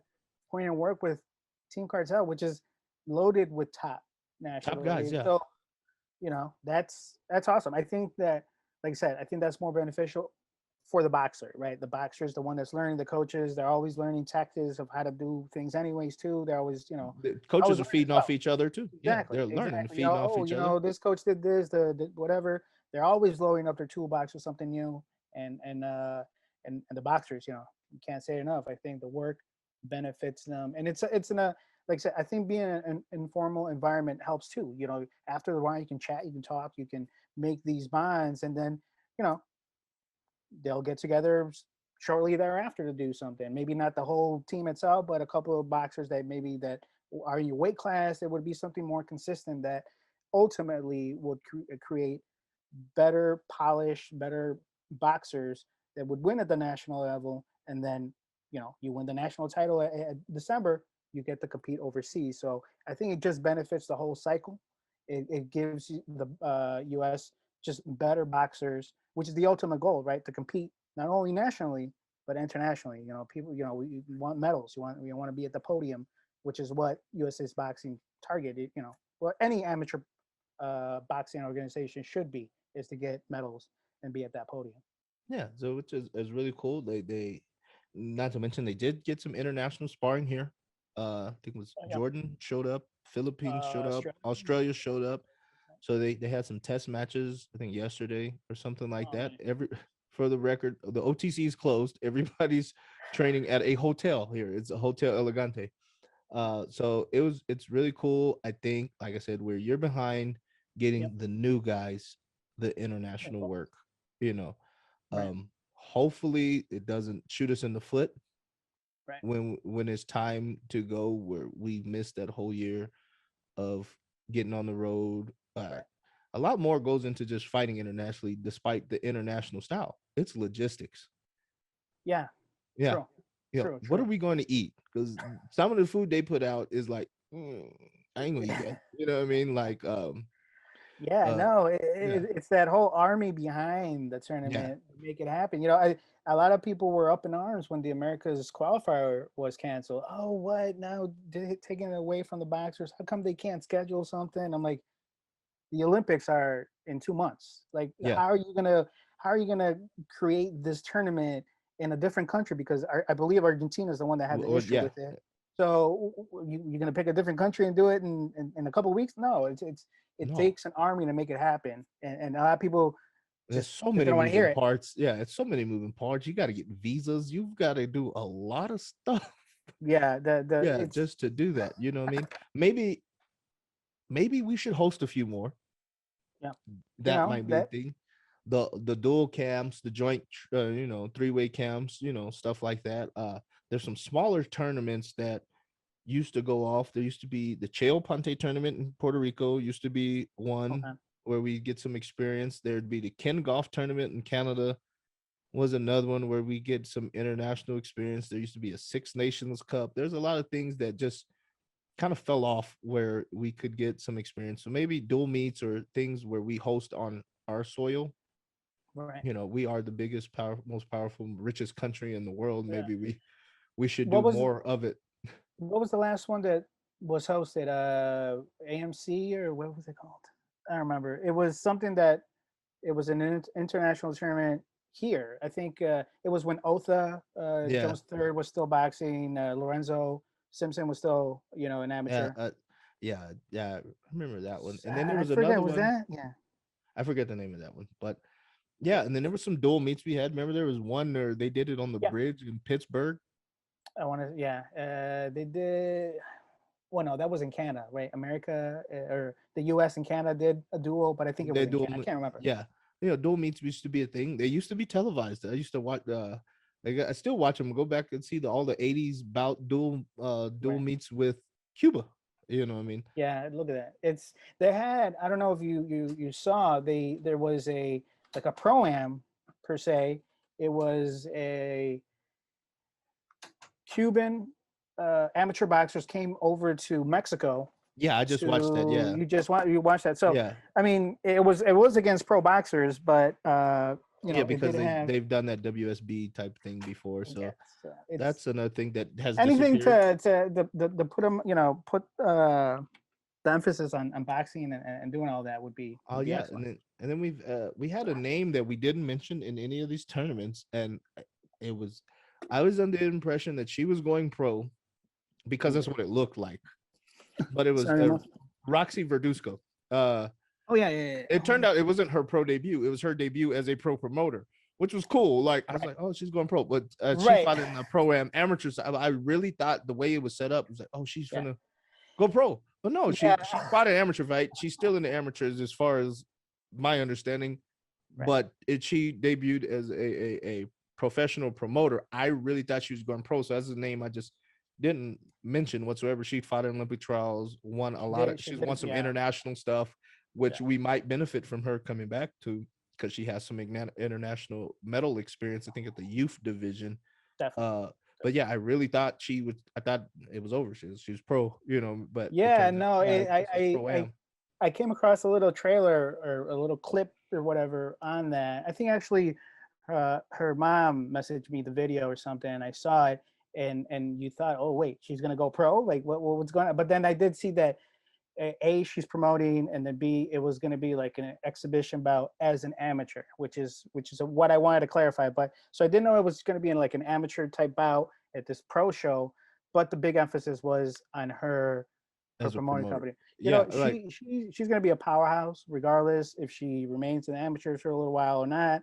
But when she goes pro, she's already been molded to be yeah, this like next a media persona darling. Yeah, yeah. for sure. Which which I'm excited about because she put in the work. She was in Yeah. there, put in the work when she was young. Went to Worlds, did her thing out there.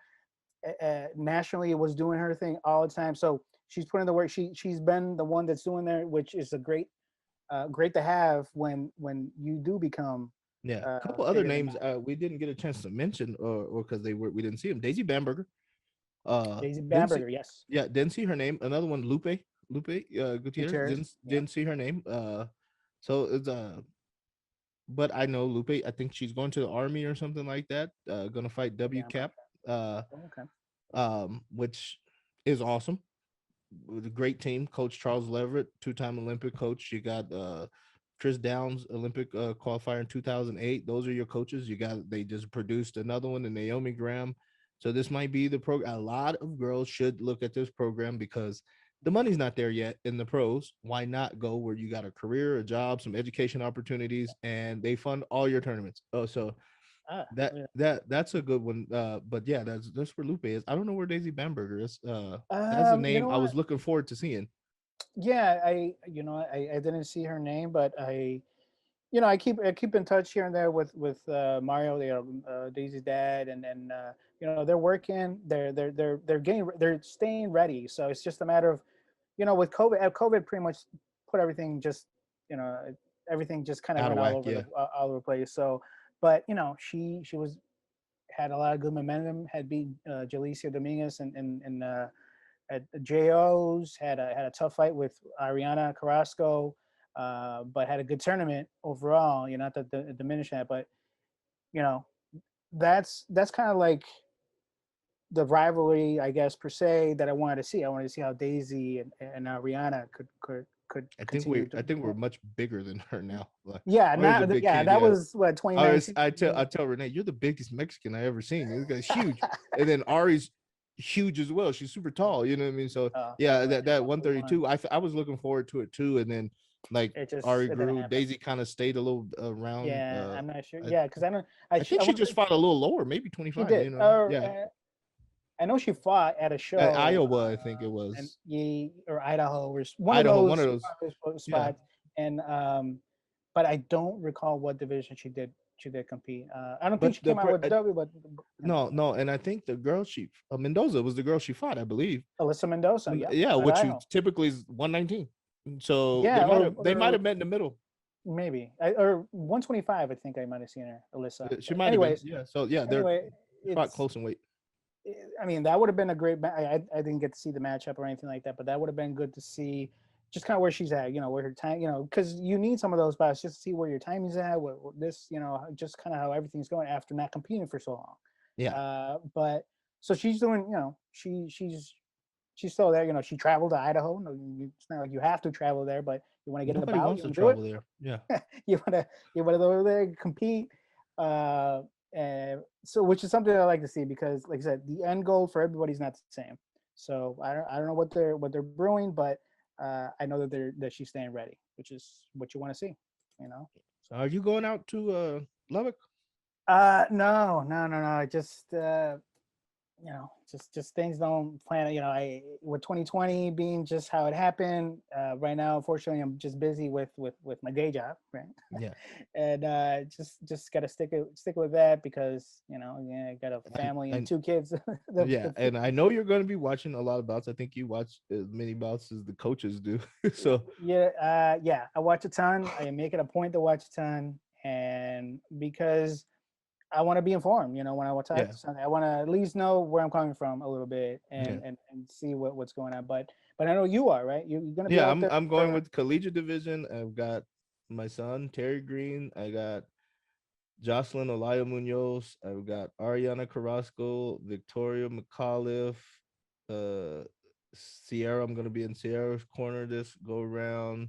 okay, I think I got Alea Pequeño. I've got a couple of them. I'm just helping people out, being in corners. They're not traveling or whatever. Like I said, you said most people only got 14 days a year off work. Luckily, my job is what's sending me there, so brilliant. There you go. There you yeah, go. I get that benefit of doing that, and Okay.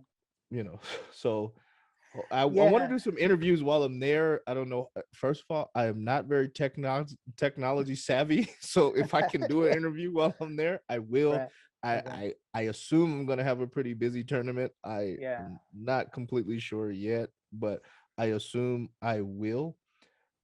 But Right. Because I hopefully I was can looking get at some the I was interviews. looking at the schedule. I think what elite kicks off first, right, and then collegiate kind of right behind it. Yeah, they Because pushed us I back a think day. I think the way that they did is elite's going to be done Yeah, like or as best they midweek, can. Yeah, before the rest of the the actual universe kind of gets going, JOs kickoff. kind of kicks So off. So that that's you're gonna be busy then, with the collegiate boxers going in there and competing against each other. So yeah, I want to I would love to make it to every tournament that I can. It just doesn't pan out, but you know yeah, that I've I'm been not really committed. lucky. Yeah, I've been I've really been lucky, lucky. but just This last few, just the clinics, coach, they send me to a coach's clinic or that's something great. like that for That's work. awesome. But it, I would like to see a lot more fights. Hopefully, the feed is a little bit better than it was in Shreveport, so where I can Yeah, see stuff while I'm back in the hotel. seeing boxers move and then their bodies kind of melt in the end. It's Yeah, kind of and then all of a just sudden they're in the other corner. yeah. It's like So yeah, what just happened? what happened? Hopefully Lubbock has better Yeah, Wi-Fi. yeah. Because there's a couple fights that I miss here and there that I want to I want to purchase or something just to Yeah, kind of review and stuff. It's like, damn, they're like $15 each. I'm like, I can only get a couple. Like, yeah. go There broke trying was to get most. there was some I gave up on because I was frustrated from the opening bell. Like you just see like dragging through. I was like, Yeah, man, what is yeah, this, man? I just gave yeah. up on it. But It's Lake Charles had a little bit better feed, so hopefully it was just a one-off yeah, with yeah. that Hopefully, one, and I can watch more fights. I'd hopefully get some interviews. I don't know, nice. might do some Ellie Seckback reporting style Ah, interviews. I got there another you go. camera.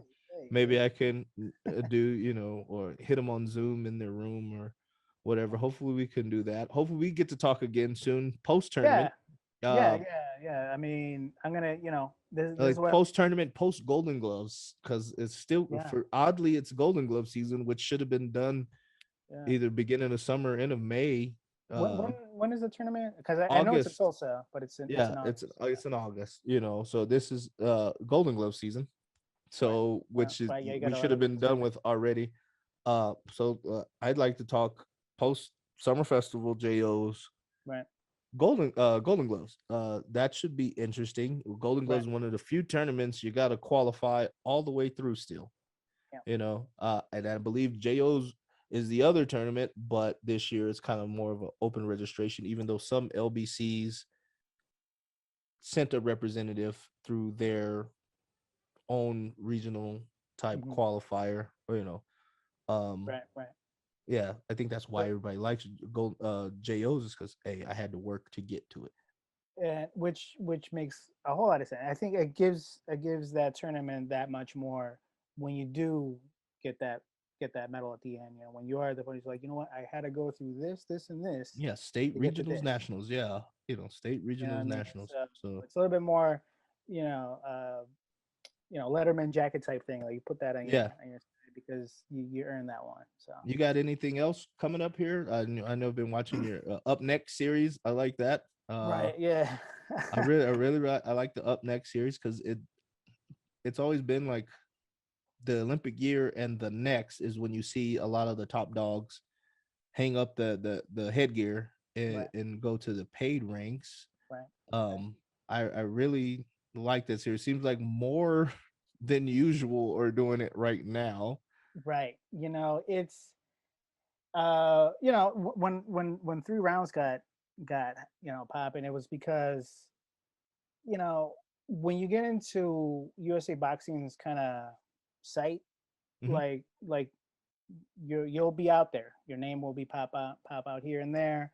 But if you haven't, you probably won't. So and I wanted to make sure because there's a lot of talent in every state. There's so many good boxers out there and boxers that, like I keep on saying, have that end goal in mind. Some people do want to go to the pro ranks because that's just they want to get paid, or they just want a green belt, or whatever. They want to be a world champion. So you dedicate 18, 19, 20 years or whatever to stay in the amateur, and to get snubbed. I'm tossing it, but get snubbed or something by like Javier Martinez or something like that. Like I think we haven't really even seen the repercussions of that. I think more boxers, especially successful boxers, and not even just boxers that are talented or have a pro style. We talked a little bit about pro style and want to develop that more.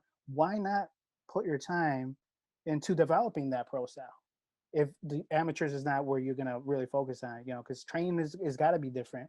You're training to hurt, not necessarily the for volume or getting points, right? So there's a lot of boxers that opted to go pro that are talented. Who did I post recently? Like Deanna Strata.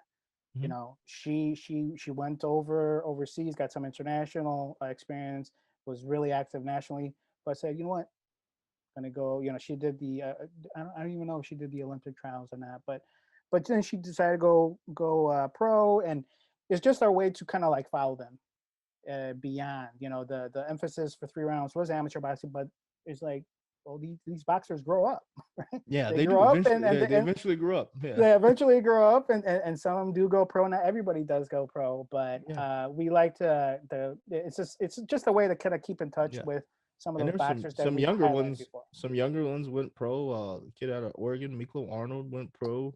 The other Miko, one, Jesus Lennox Haro, went pro. His brother just went pro. just Like went pro yesterday. Got the dub yesterday. it was Yep, yesterday, right? First round yep. TKO, I First believe. round. Yeah. Yep. So like a lot of the younger ones are to go Yeah. pro. w- it what do you think is the push behind? And like we Uh, thought Panterita was going pro. right, You right. know, what is I the think push behind that? I think it's subjective to everybody. Everybody has a certain perspective that they're doing.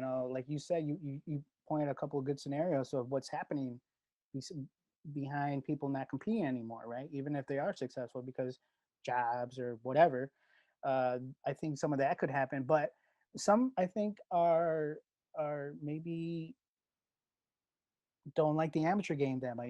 There's a lot of conspiracy theories out there. One Oh, thing I there's didn't so know many. was Yeah. that was gonna be an amateur boxing. Like you win, you lose, and you whatever. No, but there's a lot of theories of why things happen, which are mostly absurd. But I think it's subjective. I think that I go again to Javier Martinez, Abraham Perez. They did everything correctly, but they didn't weren't able to move on in the qualification process. So it's me as a boxer, say I'm a multinational champion and I'm going in there, I'm like, there's nothing guaranteeing me that even if I do it correctly, I'll be the one that should get that spot. So it's like uh, boxing is a young man sport. You know, especially in the pro game. You if you can develop yourself, because when you go in the pro, the first several bouts are with just 0-5 guys or whatever you Well, because you're we just like to getting call them into it. tomato cans. Yeah, I don't like the just because Yeah, any yeah, boxer yeah. does I that know what it phrase, is. Yeah, but it's boxers that are there as opponents, right? yeah, They're yeah. opponents. They're perennial opponents. That's So what they do. so you can develop that, and I think some probably say, maybe I should fight 20 of these guys or whatever as they develop and slowly move up, get a paycheck. Don't have to worry about no amateur scoring or anything that would have that much power over what happens to me in the amateur scene. I just want to be my own boss and just kind of go ahead and do it. And you are your product, right? You Yeah. as a boxer, your skills, your hands, that is what's giving you to the next phase. And um, some people excel at the amateur level. Like I think Raheem Gonzalez would be like a boxer that could really stay in the amateur game, really embrace it, Hmm. really like Jenny Fuge, Yeah. she's really an I, amateur I feel boxer. like the women stay around a little bit longer than the men too. Yeah, And a but I little think bit, or as a whole, they're a little bit older too. right, and I think there might be some male boxer that could also be doing that. But when you're a little guy trying to learn boxing, what are you watching? You're not watching Yeah, the you're amateur watching. games. You're not watching It's Olympics not on even on MTV. TV anymore. Yeah. Right, exactly. You're watching the WBC belt or whatever being hoisted up at a championship fight. And they're So giving those out at amateur shows now too, which is we don't even get me started yeah, on that. You yeah. know what I Like mean? I have a whole opinion about belts at shows. Right, Period. right. It It makes my throwing a show really expensive. A, right? That's Yeah. A. Yeah, But and then B, people it's won't come to your show if you don't have belts. it's it's crazy. But you see some of these international tournaments, you got a little certificate. Oh That's yeah. what you get. a I, little I, a little copy of it, and I remember that's what you fighting get in a as a medal. kid and winning and getting, hey, good job, son. And then get the hell out the ring. Boom. You're Yeah, next. yeah, Next. yeah. It makes it, like you said, it makes it expensive to even host a show, but I think it kind of waters it down a little bit. Yeah, the And belts don't mean as much anymore because yeah, everybody has a bunch of them. if you have a one and a two, top Oh, two in a division, you want to give a belt out for that or something. Okay, that makes perfect sense. yeah, But I don't know if the intermediates or the juniors should be getting bantams should be getting belts that young. I mean, just because not because they shouldn't or yeah, they haven't worked to it, but yeah. because you want to continue making them work to get to Work, the give junior them youth elite goals to level. excel toward. Yeah, Exactly. Oh, I'm gonna get a belt at excellent, so and so show or whatever. It brings that down a little bit. But hey, they're cool to pose with and yeah. stuff. I do like the concept of giving belts at, was it junior youth elite. You get a, was it a red belt, well, a white belt, red belt, blue Oh, belt. right there you Yeah, go. like you kind of know, you look at the belt, you know exactly where it came from, you know exactly that person's the top person in the nation in that weight division. So like I like that concept. You know what I mean? Now, Yeah. like Mhm. all these other things, it just costs a lot of money. Now I've Yeah, had people call to match up a local show. Y'all giving belts? Like, nah, we giving trophies and medals. Like, nah, we can't come. I was like, all right, man. that's what you guys negotiating with strange people on Facebook to see if they can how much they can do belts for and stuff. So Pakistan. Pakistan has the market corner. Hey man, my buddy, my friend, my dude. I make best glove, best belt world. I'll send to you. You know what I mean? Like, yeah, I can't tell you how many messages I get per week about it's trying to, hey, we hilarious. manufacture this or that. Like, hey, they know who to add, or where the market's at, because they're gonna want belts because that is a norm now. That is a standard. If you're gonna do amateur boxing shows and you want people to come in or kids to be excited, you're gonna have to have belts. Yeah, I've That's seen some what other it is. things where I thought were just amazing. I guess they had some woodworker in their town and they made unique trophies that Yeah, you'll never see yeah, anywhere else. He made them. yeah. Or That yeah, that that's I'm cool. excited. That's very dope. I signed a couple of those in some of those Texas shows or whatever. Those